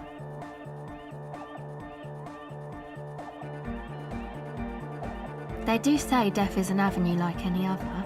I still think you'll make it to Boogie Street though. What do you mean do? Like for a living? He's a carpenter, trained and all. He's very good, he just doesn't have the mindset to work like that. In a shop somewhere. He abides by the hardcore, sir. You would have to ask him yourself. Sir, I abide by the law. A strange feeling. Every now and then, something feels off about the way she speaks. She doesn't change tone, but you feel as though there's more about her, and she lets on. Who do you want to know about? Andre. He's a cool guy. Doesn't really come off as one, but he is. To me, at least. She rubs her sides, but not from cold. Her shoulders are relaxed. She must have taken a hit, or she's on an upswing.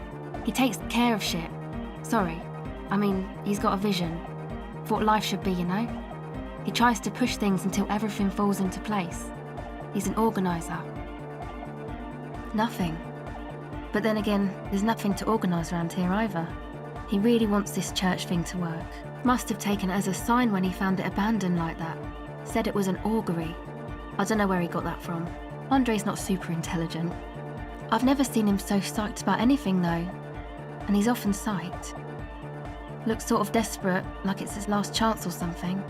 Or maybe he was just high. I mean, not that he does drugs, just high, you know?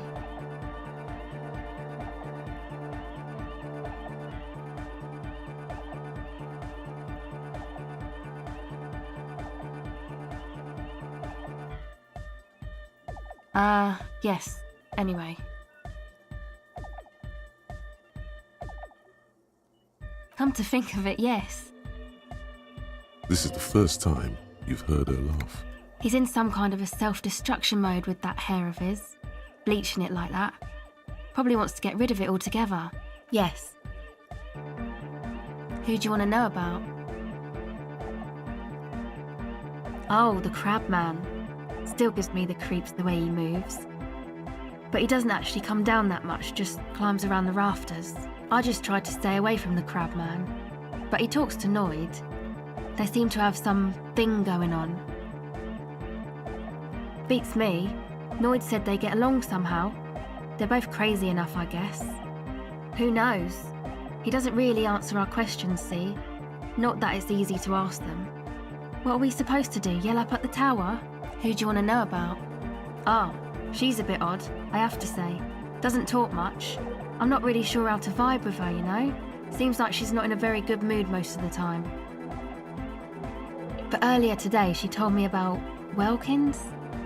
And she seemed oddly happy, like she had some idea with those little creatures. Some artistic idea. I didn't really listen, I was busy with my mic. Me? Again? I told you, I'm a silver bird. There's that phrase again. Really reminds you of something. It means I don't answer questions about myself. All right. There is. Thank you. Sure.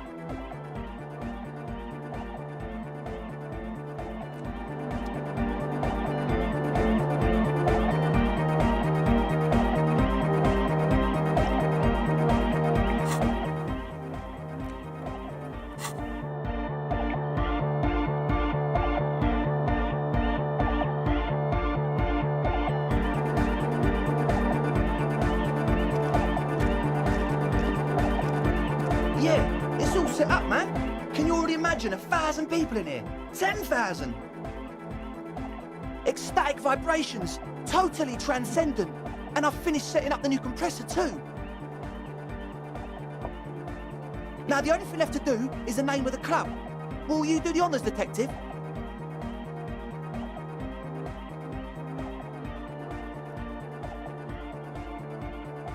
The name. Everything I managed to come up with sounds just wrong. Andre's overthinking it. Yes, you should do it, detective. It would be good for the signs. Noid's right. You've helped us so much. It's the right thing to do. How about something simple? Like the club? Too modern and too ironic. We don't want ironic. We want real. Real and true and beautiful. Like a morning after the rave. Yakukata! Yakukata! The place to be! Yeko Qatar, the zone of ecological catastrophe. That's too morbid, Egg. Got anything else? Hardcore! Hardcore to the mega! No, it has to be bigger than hardcore. Yes, it has to be even bigger than hardcore to the mega. It has to be bigger than the scene. The amnesia. Like the... I can't remember the name of the club, Amnesia. Amnesia! It's not amnesia, guys. I don't. Good. We have too many opinions anyway. I wouldn't. I wouldn't build a club, and I wouldn't name it either. An underground place with no name? Sounds like something the Crabman would say. We're not going with anything the Crabman would say. Why not? The Crabman has ideas, Estelle. Ideas from another level of consciousness. I don't care. I don't like the Crabman, and I don't like his ideas. His ideas are spooky. Next, please. You have? Well, what's the name?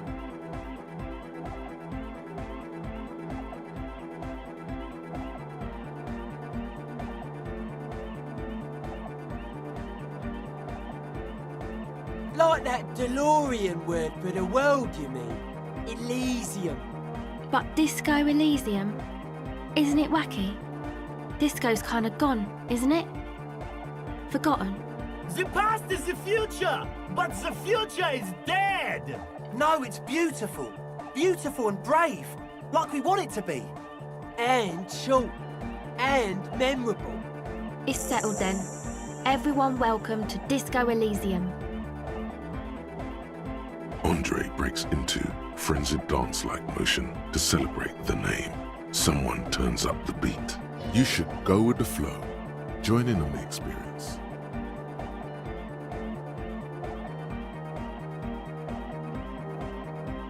It feels good. It feels right. But what is this? What is this thing that Andre is doing with his limbs? I'm dancing!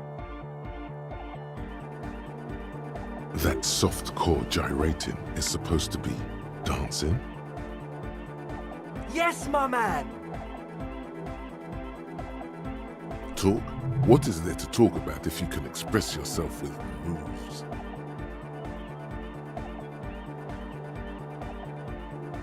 It's to express my individuality. Is that a bald spot? It's hard to tell for sure with the fused together spikes, but it looks like he's balding.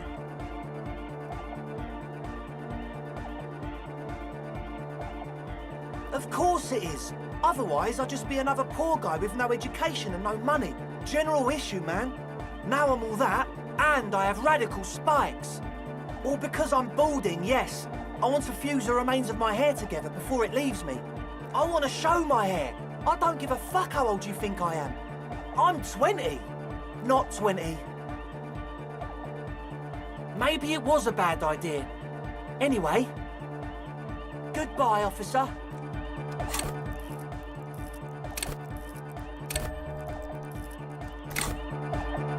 Oh, hey, man. It's good to see you. Goodbye, officer.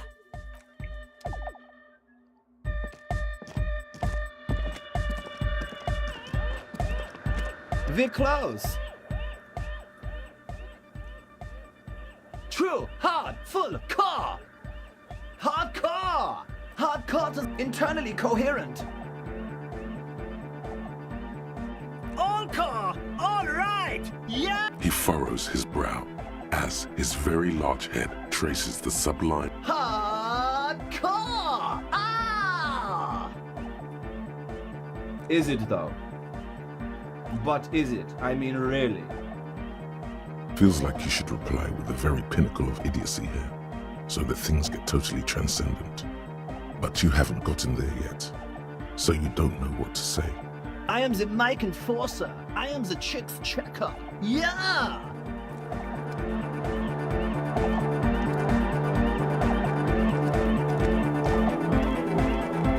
You got us in, cop. I can't believe you got us in. With wonder in his sharp eyes. Between you and me, I don't know if you've noticed this about me. I'm a little suspicious of authority. But you really came through for the hardcore underground. Yes, you really came through for the hardcore underground. How come?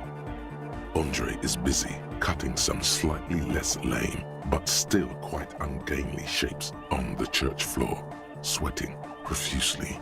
Estelle using her contact mic to listen to a tree underwater. The one with the large head is blasting the dance track on repeat, while the stained glass window behind him is rattling from the bass. Sire, the tent. 'Twas a security risk. And in here, sanctuary. 'Twas only noble of you.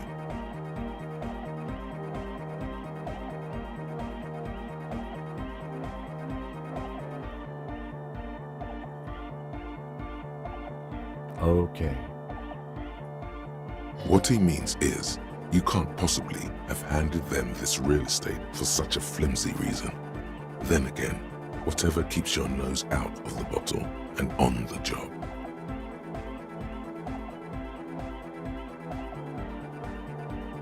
Suspicious people are esoteric people. We don't go around spilling everything to Johnny Law. They don't call me Noid for nothing. It took us setting out for this whole enterprise to get our science synced. It's short for paranoid.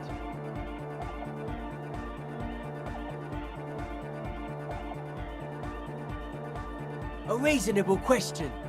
Say I get hurt. I want to make sure it never happens again. So I analyse the situation. Exercise caution. Caution is suspicion. It'd be easier to list stuff I'm not suspicious of. I'm not suspicious of sound and colour. Mechanics and chemistry also have a trueness about them. Most anything else deceives. Wants to steal your life away. This is a good, dangerous line of questioning. You should prod him on. I don't have a top 10 list of things I'm most suspicious of, but if I had one, the left-right complex would be number 1. Number 2 would be their sole accomplishment, the pig-wheat paradigm.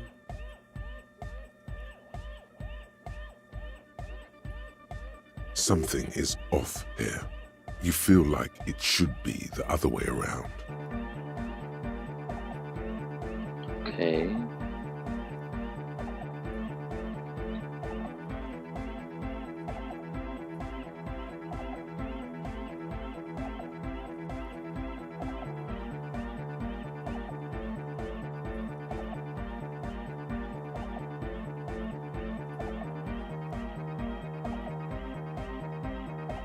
I prefer not to. Both ask the wrong questions. Any spark of light from either one is accidental. Their combined movement's only concern is producing enough pig and wheat for everyone. The end goal of humanity.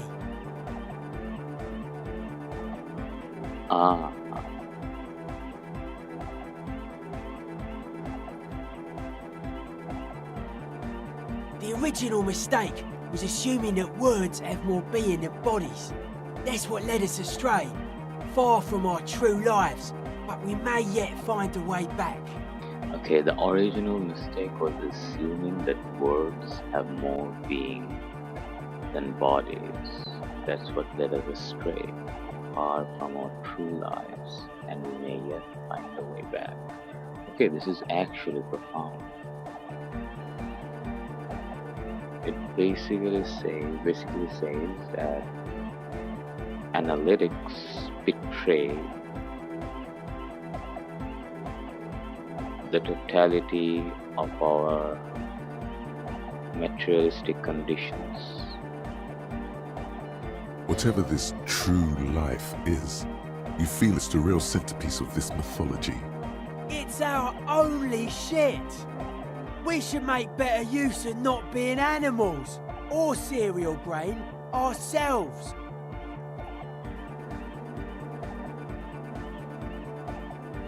Yes, having food is means to an end, but the left never talks about the end, only the means. Caps are likewise suckers, constantly sleepless in worry. It's our only nothing. Animals are cool, guys. I like animals too, but that doesn't mean I have to be one myself. Okay. It's our only shit.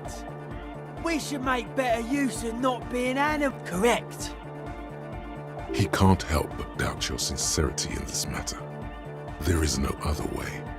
You are a police officer.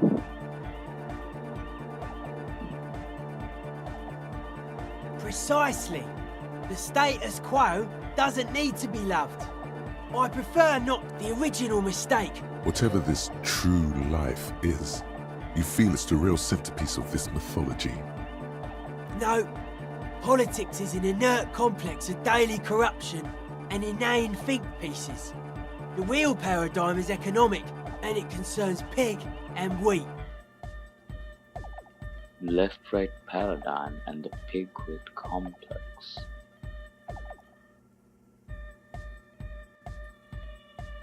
Politics is an inert complex of daily corruption and inane think pieces. The real paradigm is economic, and it concerns pig. This is where the innovation happens.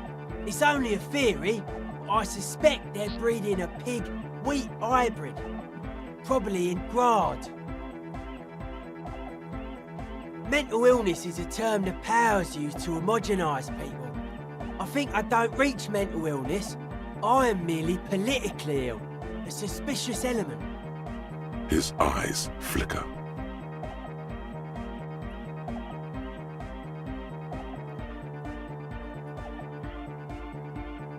It's a miracle of carpentry. Dead bodies carved into total shapes. Now it can be something more.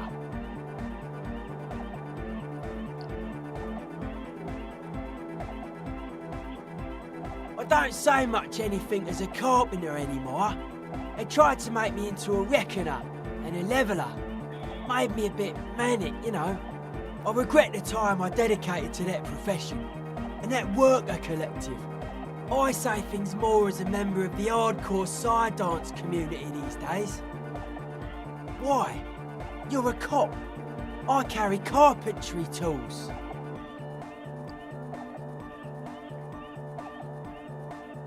A cop who's into building critique. Okay then, this is folk DeLoreanism, lawmongerer. It's a subset of early DeLorean architecture. Okay.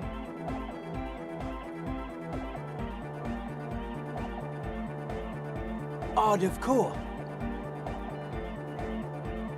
Total. Everything between an ancient concrete cathedral and a glass cube is DeLoreanism. This is just an homespun version of it. Folksy stuff. Early mass production. They made thousands like this. Does that help you out? Okay, what is DeLorean's architecture like? This is actually really interesting. Everything between an ancient concrete cathedral and a glass cube is DeLoreanism. This is just a homespun version of it. Folksy stuff. Early mass production, they made 1,000 like this. Does that help you? Okay. The specific tie between architecture and particular subcultures is really interesting to me, because they do not assimilate into each other. They have distinct personality of their own. They strangely reflect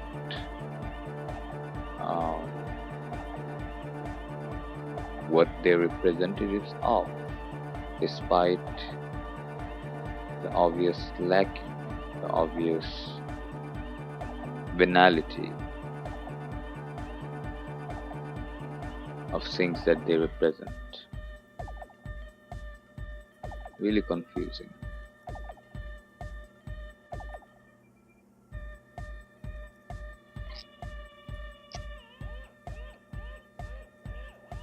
Like that woman there.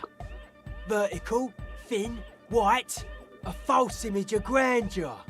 The source of the system is up there. You're at the bottom. They really dug that power vertical. Like to show off large and intricate structures. Arches, spires, put you down with them. They were really into painting everything white too. Virginal shit, you know. Marriage shit. Virtue and tyranny.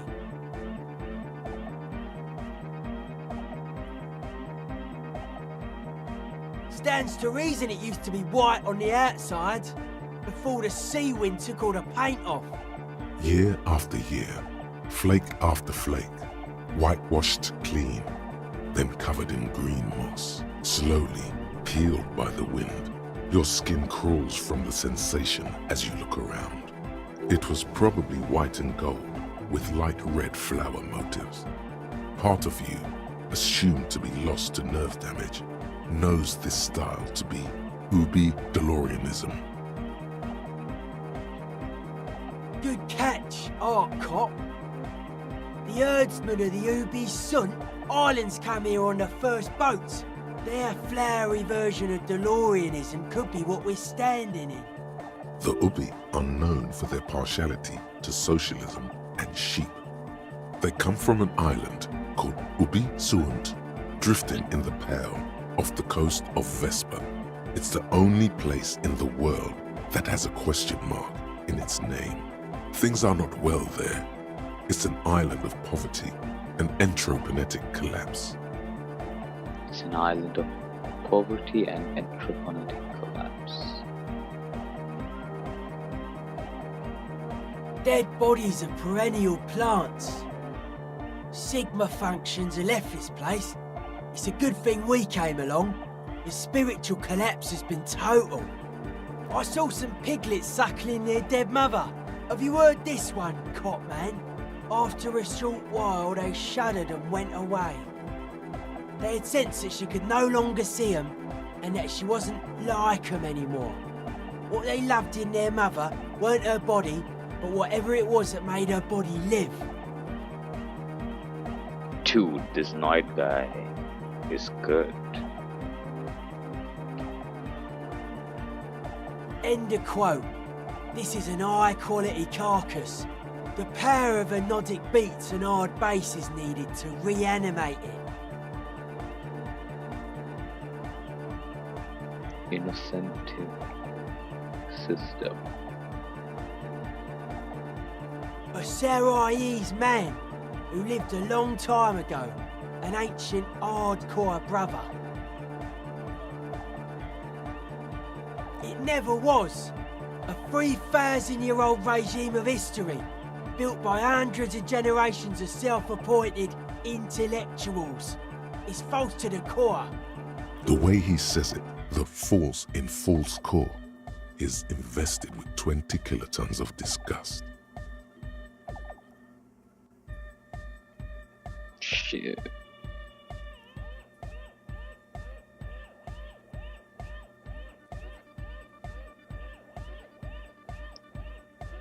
Eclesiastes.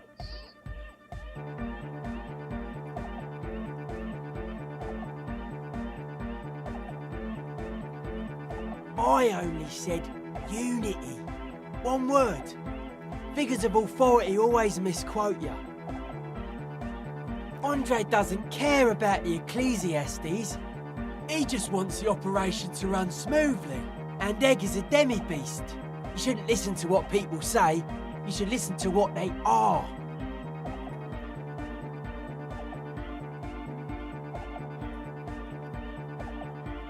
But were you wrong? The founding party is okay with everything. Look around. They don't have enough love for the human crew to oppose anything anymore. We're on our own. That's still a lie. Reassert yourself. Well... Noid, man! Mellow out! Stop aggroing the law! I'm sorry. Anodic dance music. Regular dance music wasn't hard enough. And yes, I do.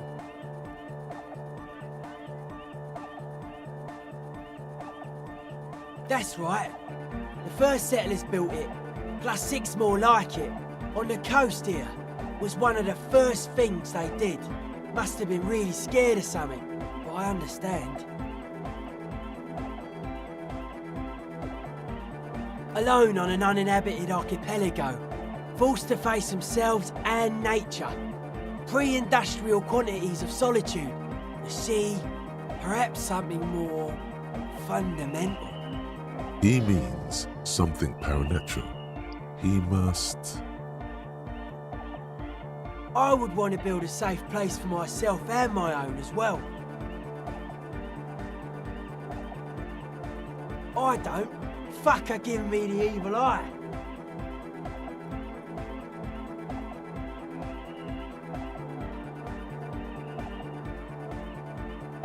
Okay, he doesn't like the stained glass window. Fuck her giving me the evil eye. No wonder. We have to get rid of it. Dismantle it. Can't dance with a giant mass murderer looking at ya. Not a good look for the club. Okay. Mellow, man, mellow! No one's a mass murderer. This is a house of love. Mass murder on the floor! Since you pay big but she's pretty, yeah. Like, maybe make it up in this. But sounding problems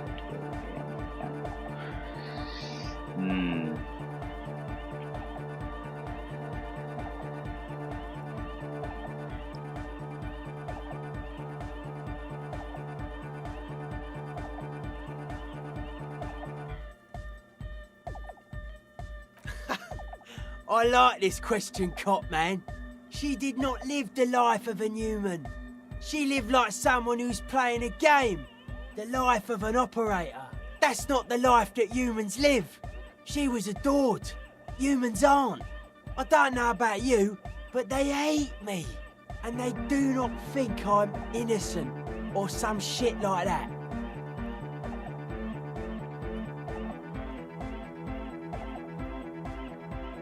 Well, they loved her. They put all their love in her and forgot all about the rest of us. Ah. The world spirit does not have a body. It has organs. Hardcore is an organ of the world spirit.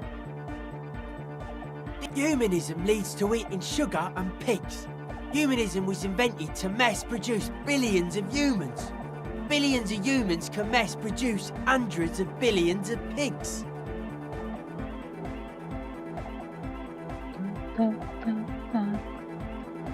And many, many more tons of sugar.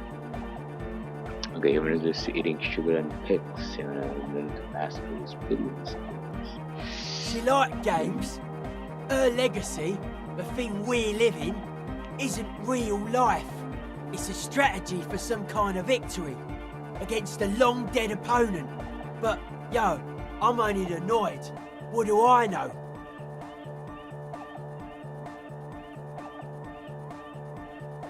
It's a strategy for some kind of victory against a long dead opponent. It's a big, how would I word it? It's a game of bluff, where the real biological leverage has been deemed obsolete, but your instincts, they didn't go away. So it's just all a big game of bluff, or bluffs. But she invented the beauty you're feeling. Seeing her glass cutters and iconographers, you set the standard, alright, then you meet it. It's effective like that, but it is also very soft of core, that so-called beauty of hers.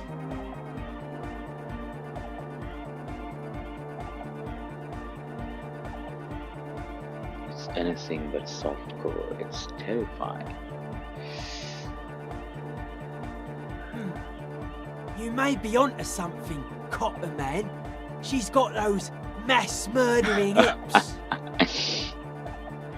No one says Arno van Eyck is a mass murderer. The Anodic pioneer Rietveld is not a mass murderer. He is not accused of mass murder. Likewise, no one says Jermaine Egghead or Andre are mass murderers. You can live entirely outside that suspicion. Billions of people go about not being guilty of mass murder. Just not her. I think when I originally played the game, this guy did have a subconscious effect on me. I just couldn't remember. Because, yeah, this is still very inspirational to me. Surely would have a greater effect when I was first playing it.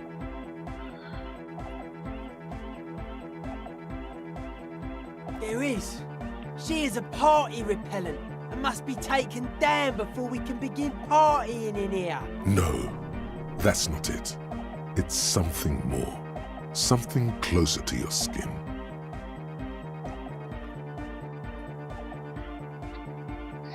Yeah, do we keep it or do we destroy it? An iconography of the very human condition of inventing theology. The very material outcome of our soul interacting with reality. Do we keep it?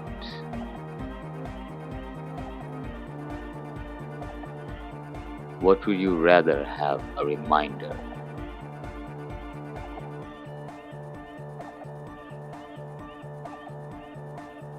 Your reality or your essence? What would you rather have as a reminder? Essence or reality?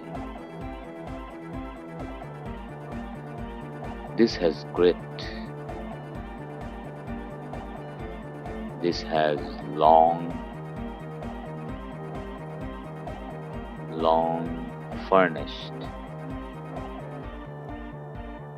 You carry the grit. This is a sudden moment of action, but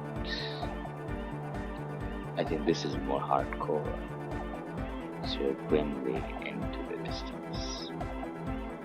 The speed freak's eyes narrow with suspicion, as if he's looking at a man possessed. It's not coming down. People are gonna love it. It'll be like our thing. Plus it keeps the cold and the rain out. Also, it is already partially destroyed. So it already has a partial, step into both of the boats. It is your reality partially cracked, and your essence, your soul seeping into your projection. It's really good. What a strange choice of words. Caustic, overflowing with negativity. That can't be healthy. What's happening here? Why do you keep coming back to this window? Volition. Fucking volition.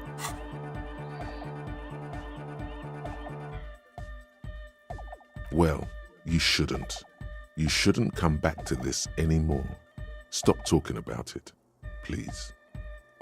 Hard to say, Cop Man. Signs in here are distinctly wild. Gonna take a while before everything's properly synced. I did get to talk to the crab man though. Anyway, he's been giving me kind of a psychic rundown of this place. Dude's seen some crazy shit, but he's actually a lot like us.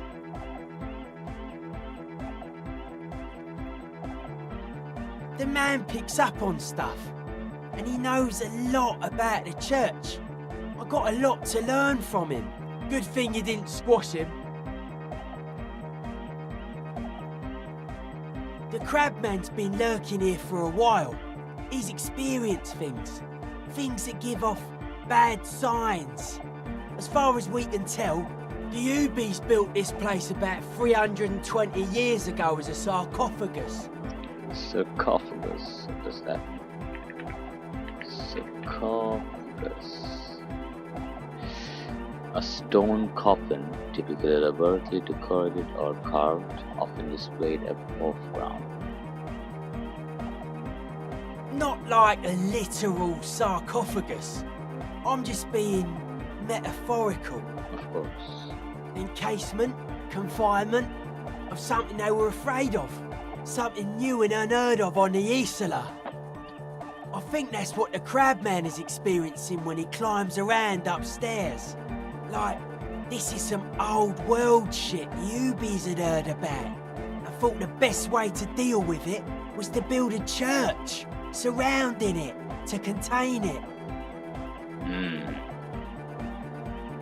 I don't know, and it's not something they properly understood either, what it does. But it's what this sonar person is looking for and trying to measure.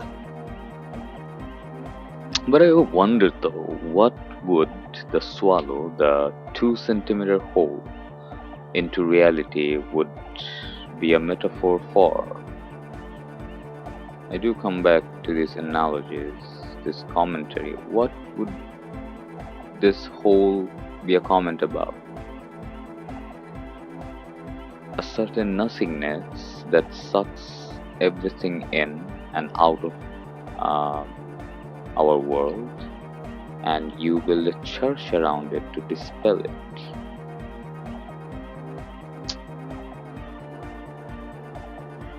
Where do you put a church? around uncertainty, around evil, around fear. When do you pray?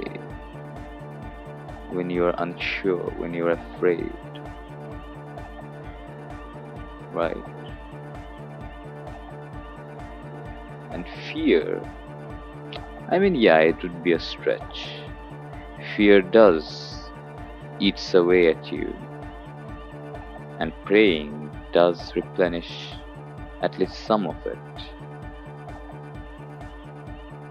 But there's a, negative connotation to this commentary. Why would it be bad? Is it saying that praying is a very lousy way of dealing with fear? I mean, they're not that negative about it, but maybe they're saying that praying is okay, but if you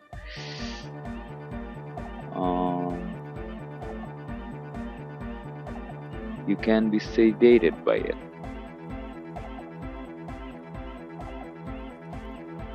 In time, praying itself would be a perpetual device that eventually promotes what it was meant to repel.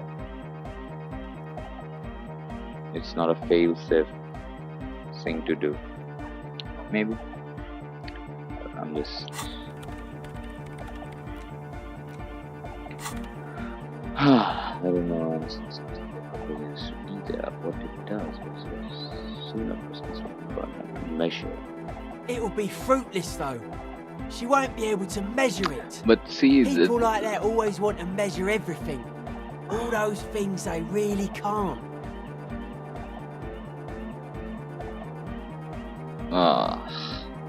But why would then? What would Suna represent? Why is she trying to measure evil or measure fear? So Suna is the intellectual who tries to, rationalize fear, tries to be a diplomat about it, tries to measure it, tries to is the curious one who wants to eradicate the uncertainty about it, to make it palatable, to make it digestible,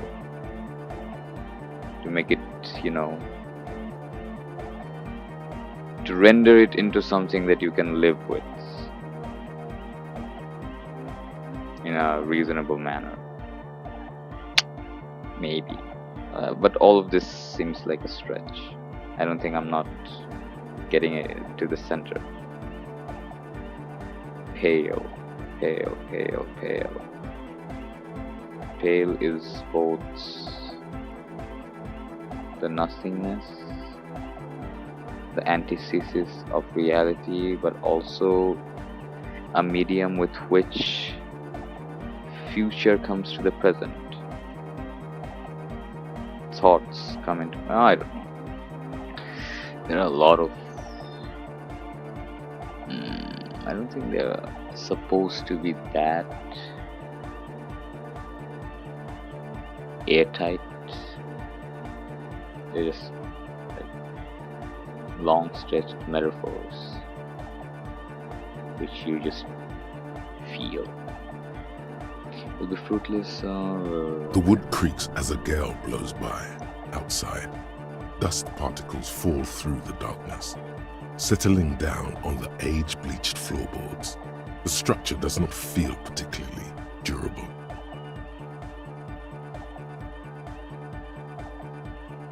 No, it's pretty fucking unsound if you ask me. They should have built a club for anodic music around it instead. Anodic music will definitely contain whatever we're dealing with. And if it can't, well... Seems to be the trend around here, doesn't it? You can't measure shit like this. It's not like... substance.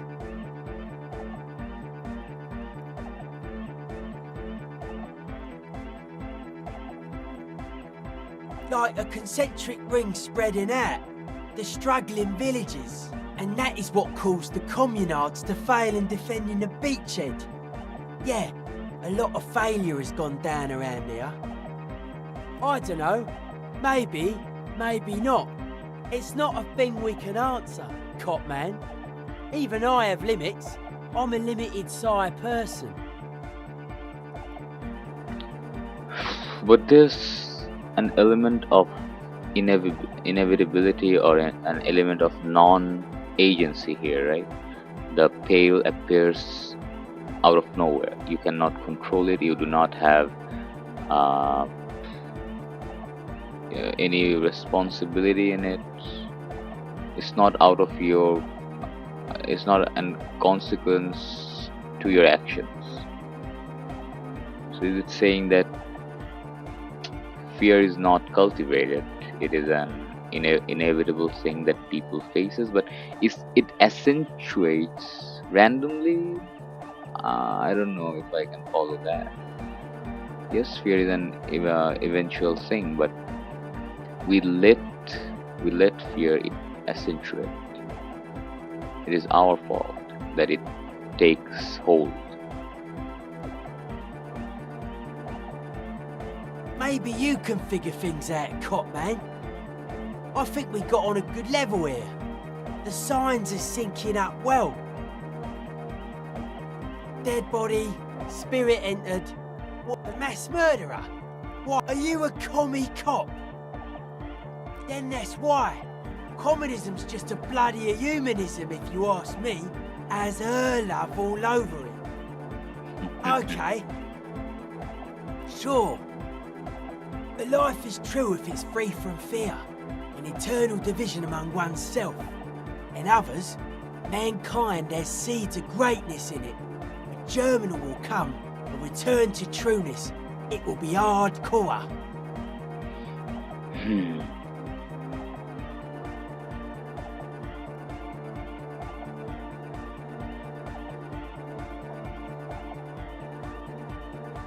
Why does he sound like me? It is so uncanny. Beats and bright lights to shatter falsehoods. Nerve impulses for the collective body. We are very much alike in basic structure. An hard enough beat would awaken everyone to a truer calling. In unity. Just like that. The speed freak is right in your face. His eyes burning. His comrades look on worriedly. Okay, beats and bright lights to shatter falsehoods. Okay, I don't know about all that. Nerve impulses for the collective body. They're very much alike in basic structure. A hard enough beat would awaken everyone to a truer calling in unity. It's more of this unity. I mean, I get it, but it lacks something. It lacks a very crucial element. I don't know. The young man is dead serious about this. Rejection of the right-left axis, emphasis on unity, appreciation of some primordial mode of being. What does that remind you of? Sort of like fascism. Does fascism reject the right-left axis? I don't think so. It tries to transcend it, but does it reject it? I mean, fascism is described as far right, no? Emphasis on unity. Fascism and unity. What is going on? Appreciation of some primordial mode of being. Yeah, that is textbook fascism, but that's all. Unity. I mean, yeah, the logo of fascism is a bunch of sticks binded together. But I don't know. I'd never use unity and fascism in the same sentence. Nationalism, militarism, racism, and emphasis on a leader character are totally absent in hardcore. Absent. Alright.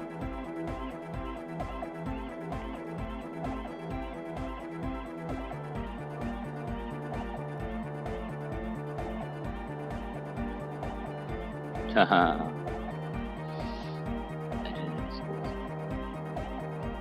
He picks up a wrench. and scratches his head with it, unaroused by fascism.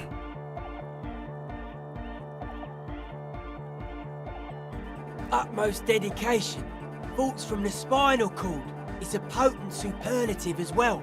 The term also signifies certain varieties of pornography that depict penetration, just so you know. What?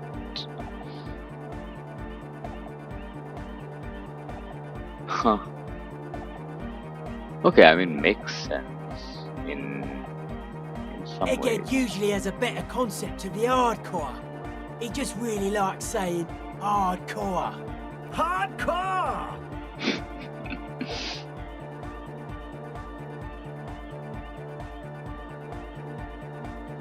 Oh.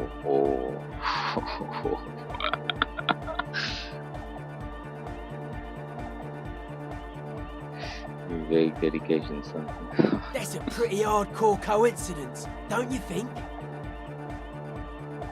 Don't you think? Yeah, I was thinking about that. Yeah! Many non-Occidental cultures share a beat at their art. Thus, they are closer to true hardcore life. There's just never been enough of them, and they had to rely on some extremely basic percussion.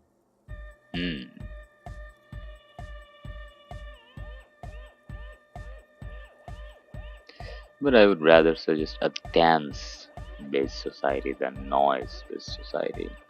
Oh yeah, sure thing. They're hardcore. They're just clothes. Nah, these are just boring, normal, hardcore clothes. That's outlandish. I can see that. And you've partied very hard for a very long time, haven't you? It looks like you're trying to hang yourself with it. So large, too. So many different patterns. It's crazy, man. I like it. You suddenly realize the patience and respect this speed freak has shown you is partly because of your style. He's probably not like that with everyone. Respect to the man!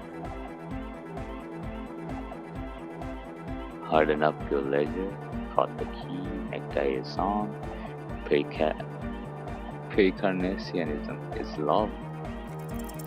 Dedicated, hyperactive, unified.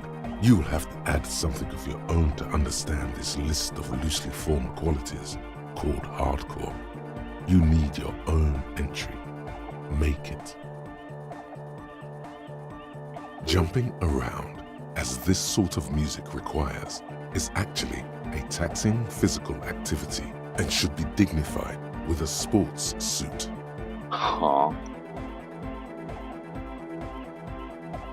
Hard party, hard riot, hard government, core membership, core secretary, core teaching squad. I love wearing sports wear as my hardcore get up next semester will be open. Units unfair. There's party everywhere. Huh.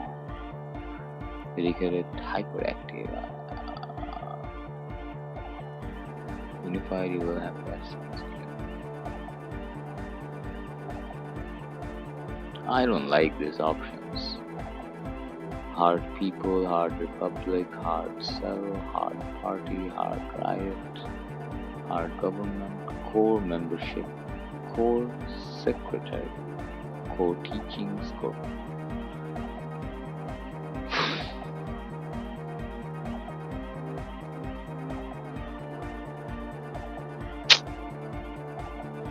That level of conceptual thinking is not part of your skill set.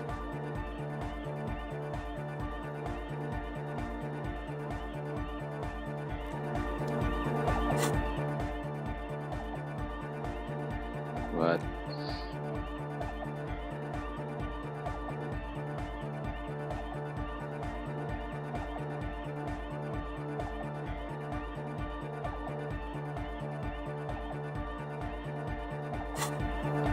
Did I fail or No, what man. happened? What's on your mind? The life is true if it's brief. I would much rather tell you about true life. I don't even know what happened.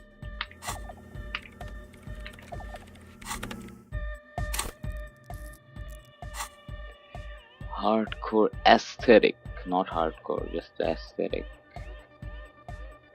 What's contributed to it? How hardcore could it possibly become? Local people come around to typos. It's hardcore here, hardcore there, hardcore. What's going on? We're learning typos, man. That's how core hardness works. If you don't know how from or happy hardcore, what the fuck are you even talking about? Okay. So could we plus 2 perception, very good, very good. All endurance, yeah, this needs to go. Aces high, this stays. What the fuck is this? Okay, you can stay. This is also fucked. This for +1. These are actually shit. White morning. This is coded actual art degree. This is coded. I don't know about that. This is coded some kind of superstar. Don't know.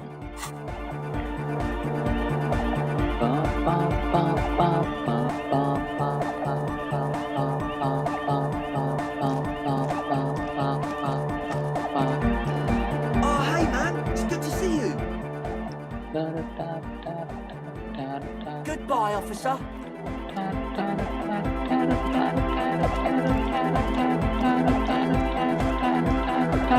We're close. True. Hard. Full. Car.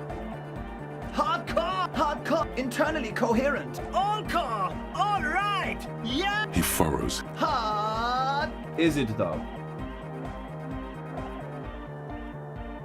One mind. One. How am I supposed to? How to talk to eggheads?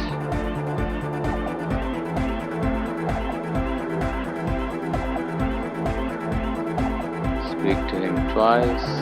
He can say nothing until he screams. Then specifically choose no, but seriously. Into the final version of that person.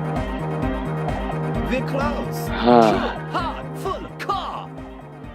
Hard car.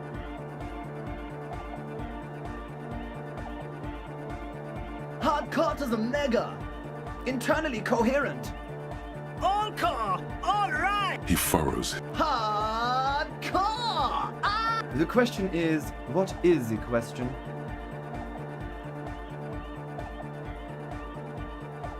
That would have been good if I had asked you the question, but I didn't ask you. But there was a question? We're close. True. What? Hard. Full. Car. It's hard car.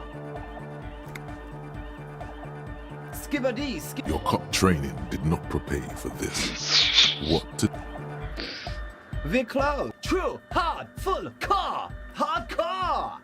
Yeah. This young man adds a capital G before the H in his yegs and args. This produces a guttural, Gutwaldian accent and makes him sound more animal, more in it. What do I do with this information? Or maybe it's not Gutwaldian.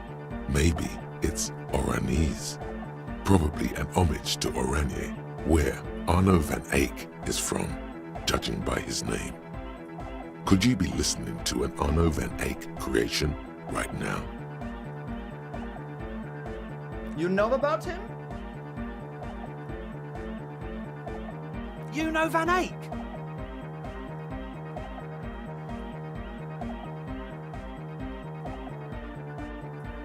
Good. Good. The Advent? We're close. True. Hard. Full. Car. It's hard car. Skibbity. Your cop training did not... Oh man. We're close. True. Hard. It's hard car. Skibbity. Your cop training... We're close. True. Hard. It's hard car. Skibbity. Your cop training... Not bad. We're close. True. Hard car. Yeah. This young man... Or maybe it's not got volume. The Y to the E to the... Yeah! He missed one A. I'm the hard rhymer, the track attacker. Big cloud, true, hard, hardcore, yeah! This young, or maybe it's not got volume. Maybe The Y, yeah! he missed one. It's nice to be in Big cloud, true, hard, hardcore, yeah! This young man, or maybe it's not got volume. Maybe it's Oranese. You know about? You know Van Eyck? Oh, well, it really is him. It's an honest-to-God Van Eyck beat. Well, actually, a reworking of a Peppy Popic and Arsos track. But let's not get too deep into that whole mess. The Advent?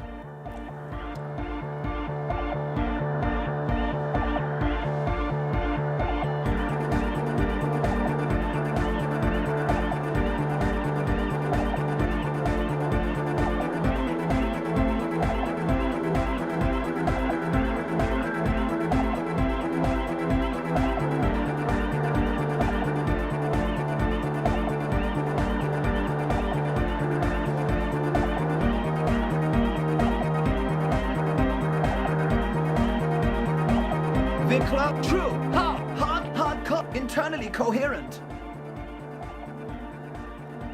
Good morning, yeah, 1, 2, 3, Yeko Kata, the place to be. Yeko Kata is a hardcore place. Yekokata is an abbreviation from the Gradian term, Zone of Ecological Catastrophe, an agricultural megaproject in the extreme southeast of the Gradian Isola. It involved cutting-edge approaches to irrigation and a completely new type of fertilizer, an intricate system of irrigation networks pockmarking the earth, intermittent seas of phosphorus mud, ripped tarpaulin fluttering in the wind. A pair of molten rubber boots also comes to mind. All in all, a truly hardcore place. The cloud, true, hardcore, internally all core, all right. He furrows. Hardcore. The question is, what is the question? But there was no question. What?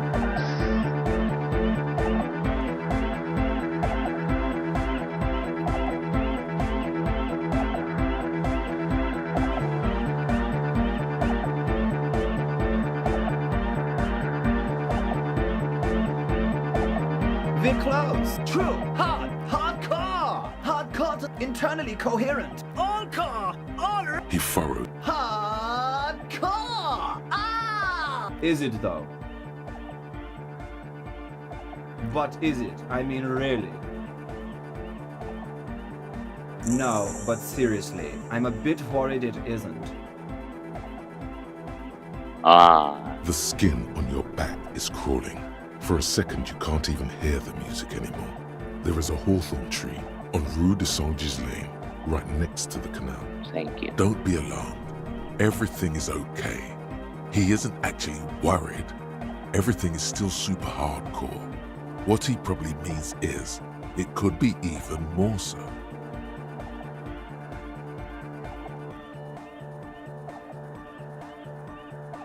Yeah! Back on the case! No disgrace! Bring it down to party place! The first page of the second chapter! Could it be? Maybe for him, you only have a chapter or two left in you. Last of the penultimate, more like. No nation, but transnation.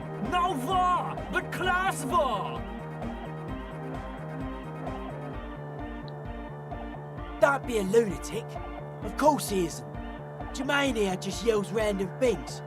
Odds are, sooner or later one of them will come off as fault reading. Yeah! Reversion imperative! Unless you were thinking Reversion imperative right now. Anyway, I've had a similar thing happen with eggs yelling. I know what you mean. That's fucked up, man. Lying like that.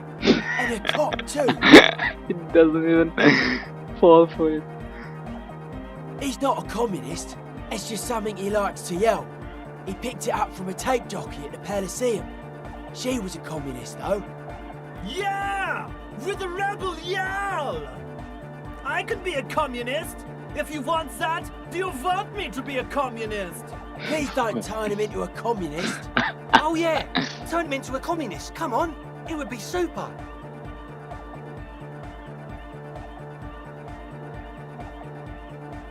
That is too hardcore.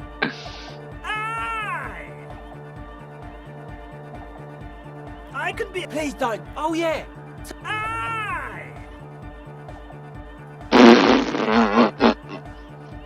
I can be. Please don't. Oh yeah. Turn. Okay. Communism rules the nation.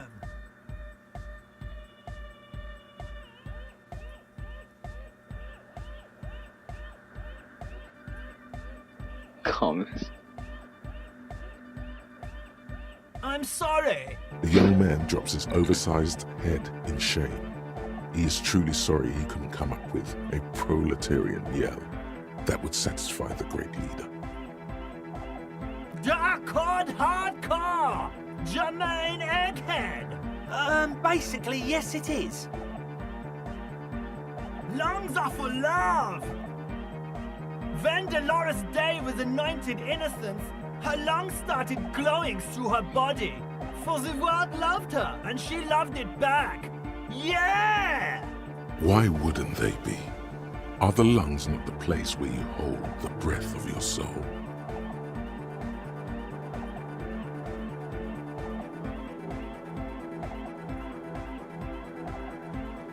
I think so. Highly gaily. Highly gay.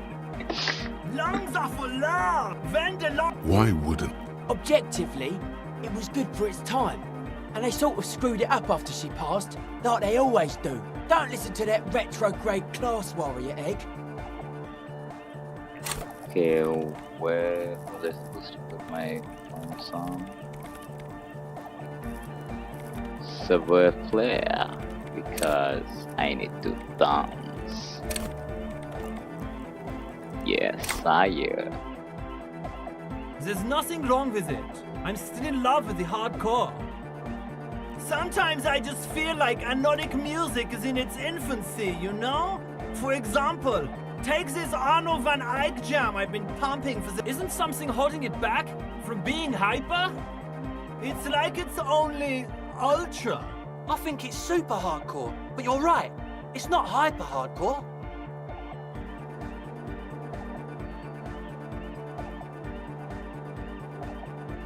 The young man looks at you reverently, as if observing the judgment inside your head, growing, taking form. His friend drops his loitering act and turns toward you two. He, too, waits for your judgment with undivided attention. If anything, it sounds a bit proto, like it's not fully formed yet.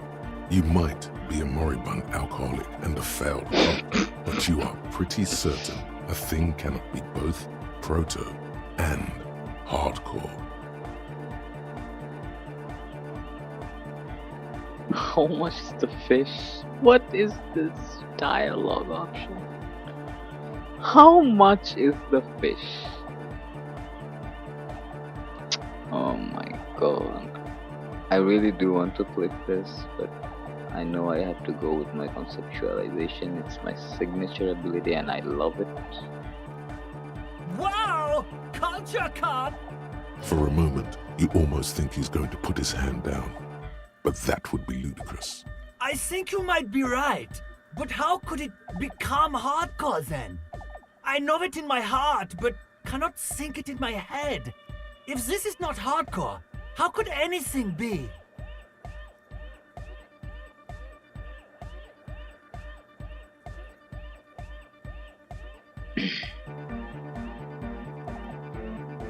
No! This is the answer!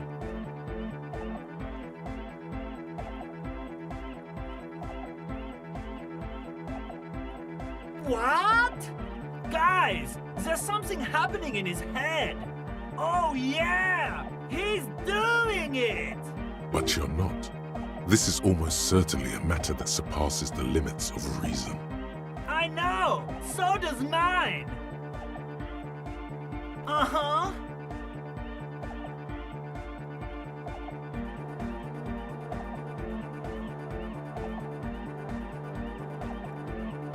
Oh. Yeah! Kill all the rich people! He's not even the slightest bit disappointed. Kill all the rich people. What are you saying? A Hawthorne he stands on stage. The other real deck is empty. Cables run hither and thither. On one side you see an auxiliary line in with the number 4.5 written next to it. No, that would be silly. Your body isn't for thinking. It's for robust, wholesome things. Things like discus, javelin, and 400-meter hurdles. Discus. Did someone say disco? Wait. Why can't I do it again? Ah. Oh my god. Good morning, comrade! Horrific necktie wants to try again. Harder, come! Wait, is that one of its attributes? Nah, it's it. You know it in your lungs where the pressure should vibrate. In your heart that's alone. And in your solar plexus where the hits should land. So does every caudate animal.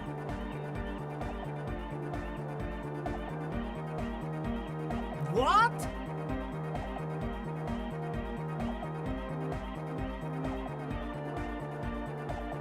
Wow, okay.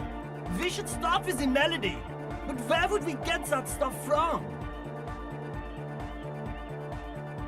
I'm sorry, I don't know anything about Nordic music. I'm just the party boy. I get the people going and say it's hardcore. He feels ashamed he can't be of more service to the future of dance music.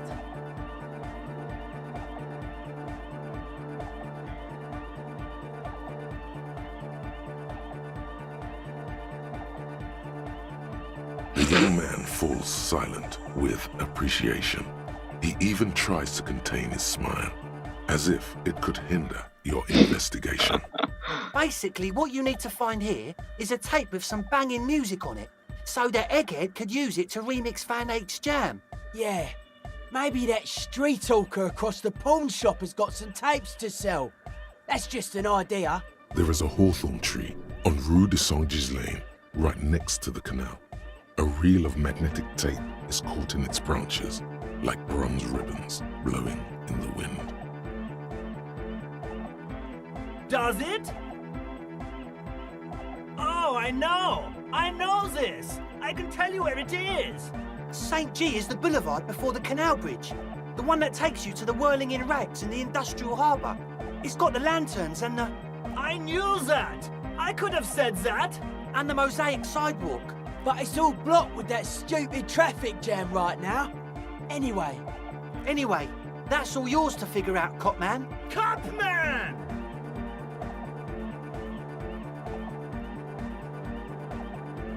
Wait, do I? Do I have a tape? Good morning! Tape! Yeah!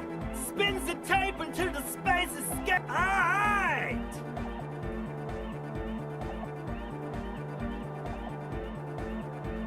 No! No, no! This is gonna make people scared! Keep it positive! Keep the love in the house! Of course, why did I even do that? It's a shitty idea. Enough of this. I'm getting tired. Communist, Nazi 3, Fascist 6, Ultra Liberal 5, Moral 6, Good Cop, Bad Cop 27, Honor 5, People Killed 3. That's from before. Where is Art Cop? Superstar Cop, Apocalypse Cop, Sorry Cop, Boring Cop. Where is my Art Cop? I have my signature thing is art. I literally have 10 on my conceptualization skill. Give me art call. Fuck this. Pam pam pam pam pam pam pam pam pam pam pam pam pam pam pam pam.